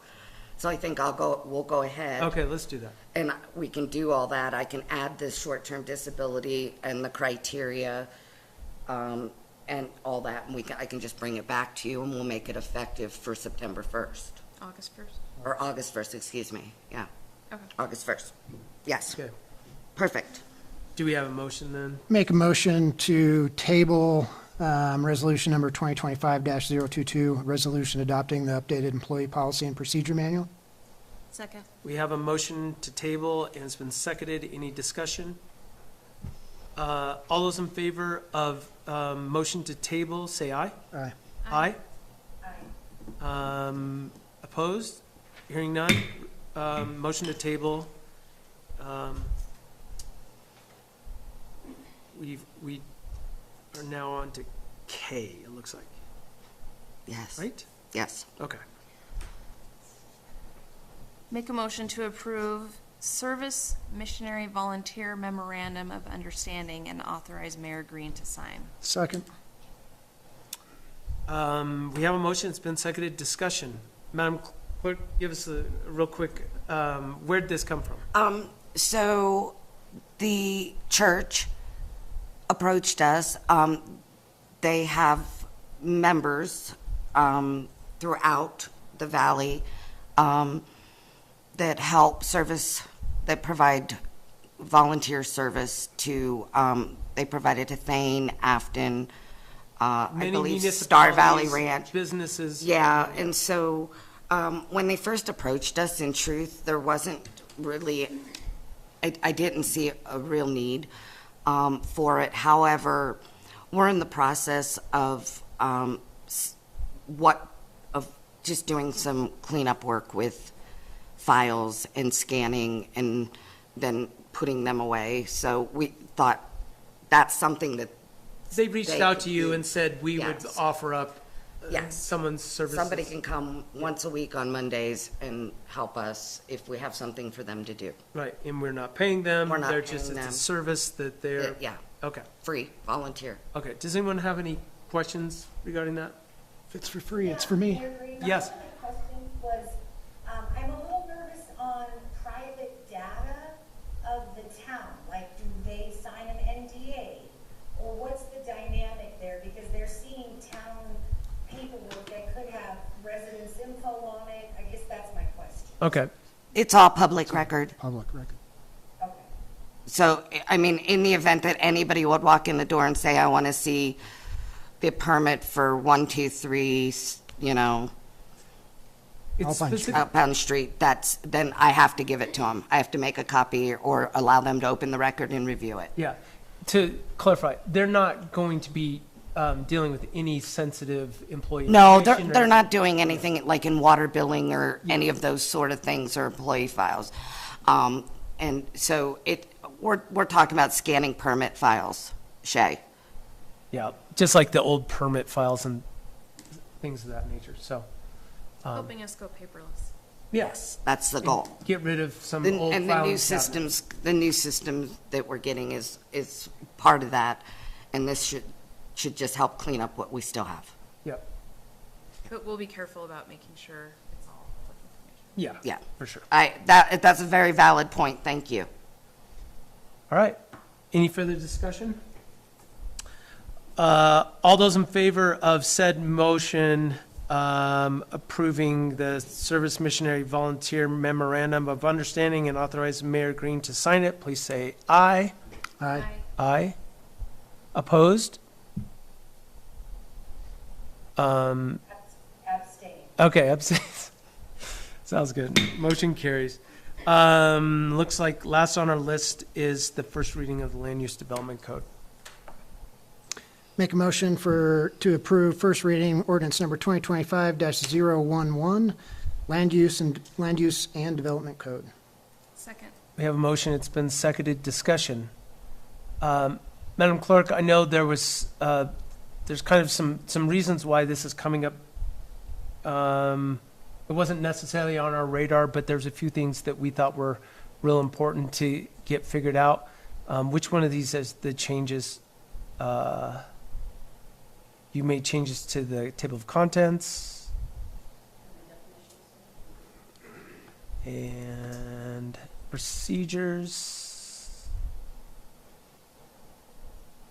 Did everyone have a chance just to scan through these? Okay. Article 4, development standards. A lot of these are suggestions from Casey, or excuse me, DJ, our building Yeah, official. this is things that Gina's been working on. Yeah. Yes. These were all mainly driven by. By that- DJ. By DJ, yes, our building official. So, and as we've already discussed, we have the planning and zoning chairperson here and still here in the back. She's already told us that their commission is going to be working on additional changes. If you don't get a chance to get them in, we'll look at your changes as soon as possible as well. If we don't want you to hurry or rush yourselves. I'm on section 2 anyway, that's my Okay.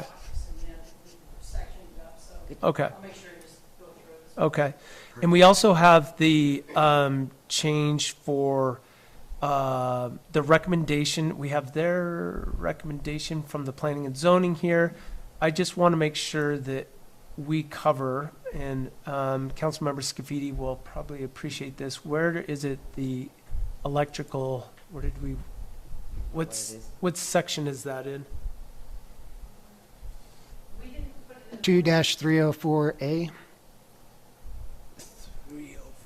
Electrical permits and inspection for projects within the town of Alpine are issued and conducted by the Wyoming Department of Fire Prevention and Electrical Safety. The homeowner or contractor is responsible for obtaining the appropriate permit and ensuring that all required inspections are completed. 1, a copy of the approved wiring permit and any associated inspection reports must be submitted to the town before the issuance of certificate of occupancy or certificate of completion, excuse me. Yep. Just want to make sure you saw that, Councilmember Scafidi. I appreciate it. Yeah. It'll help. Yes, thank you. I agree. It's a good suggestion. Let's see. Any other questions, comments for first reading? Not for first reading. Okay.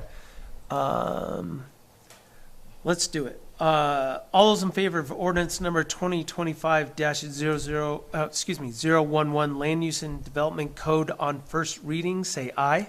Aye. Aye. Aye. Opposed? Hearing none. Ordinance carries on first reading. Whew. We're there. Now we're back to general public comment. Again, we'll give you, if you stuck around, you'd like to make a comment about anything, we'll give you your chance now. Please, thank you. We have our first taker. Tell us your name. Alec Ross, resident of Alpine. I had a question regarding the temporary storage of the school's prefabs on town property. If they are unable to secure their lease, and it seems like there's many reasons to think that that could happen, and I would assume that the school would probably file for bankruptcy in full, or the foundation would file for bankruptcy in full. What happens to the buildings on town property? Do we have a mechanism for forcing their removal? Would that be? They'd have to have it gone within 120 days.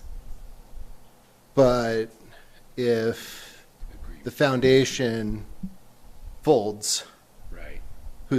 How is that enforceable? Bankruptcy trustee would be in charge of that according to the agreement. A bankruptcy trustee? Okay. And, all right, so we're covered there. Good, thank you. Thank you. Any other questions or comments? So I had the same question. Hi, Heather. Heather Goodrich. I just wanted to make sure that I understood you. So, are they going to be required to sign the lease before they can put the modulars on any land? Because we have the temporary. They're going to sign that agreement Before they get dropped? before they get. Okay, perfect. It's going to happen soon, Okay, all right. like very soon. And then I did want to just express this allowing, when you say the church, I'm assuming we're talking about the Mormon church? Mhm. Okay. I just want to express, I think that's a big mistake. I think that allowing the church into a public space could be really offensive to some people, especially people who've had trauma suffered from that church. So I just want to say I think it's a mistake. Okay, appreciate your thank you. comments. Thank you, guys. Any other public comment? Can I comment? Yes, please. Heather? Yes. As a Mormon, I think it's a bad idea, too. We'll And I'm see. not traumatized by it. I just think it's a bad idea. We'll see what kind of work they do. They may not stick around very long. Patricia McQuaid, I just have a question. When and where will the new lease be posted that I can? You'll have it, you'll be able to see it tomorrow, tomorrow morning. These guys will put it on, they'll post it tomorrow morning on the website, Okay. as soon as possible in the morning. Okay, thanks a lot. Let's say before noon. Before- before- All right. Hi there, Megan Ramsey. So you guys are aware, when you get agreements like that from the Mormon Church, that's basically one of the first steps in coming into a community where they plan to build a temple. If you want to explore what happened in Cody and the litigation that they're in regarding the temple and how long it's gone on, there are many, many case studies. I can do some research and bring all the steps to you and show you. It's a pretty well outlined plan. So it's basically getting some entry into a community. Right now, there's not a need for that outreach. If people, it is a missionary outreach. So these are people who are doing missionary proselytizing work. So the only thing that is on exchange is one soul. Look at it how you want, but free labor is never free. There are strings attached with all of this. It's a terrible idea. Who's to say that they don't open another drawer and come across something that isn't intended for them, or something moves somewhere that is not intended for them? It's a horrific idea. I can't believe that you're even considering it. Let's pump the brakes on some of this innovation, and please look at Cody, look at some of the communities, and look at all the little steps that happened, and what the communities have had to face when they allow one particular group to come in. Plus, it's just, I mean, we've just allowed a Hillsdale College, which is one of the farthest right curriculums that you could possibly have in the United States. It's a super PAC. It's a far-right Republican super PAC that funds a lot of that. It's directly associated with Project 2025, Hillsdale. So it's incredibly, incredibly political, and you're going to find that out when people watch this meeting. So you did just invite one of the most contentious groups in America in our time right now to be the curriculum provider for the School of Alpine that is directly associated with Joe Ricketts. So just let that sink in for a moment. Thank you. And to respond, I think the Mormon Church is pretty well ingrained in this community already. So you don't think that the Church of Latter-day Saints is a church?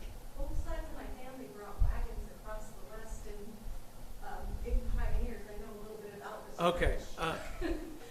All right. Well, anyways, what's done's done. But we appreciate your comments and staying to the very end. So You looked familiar. anyways, great meeting. Just under 4 hours, so that's awesome. But I would entertain a motion to adjourn. Second. We have a motion, and it's been seconded. All those in favor? Aye. Aye. Thank you, Shay. I'm sure, well, it's only midnight back on the East Coast, so. You better go get a cocktail, and then you can sleep well tonight. Anyways, thanks, Shay. Appreciate you calling in. Okay, bye. Have you heard when they're getting it mad? Stick around, Kevin.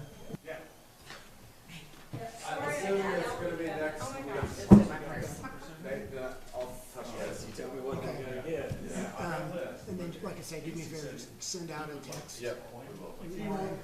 Busy, who'll probably be CMO. already gone to Alaska, but. I gotta see what this is.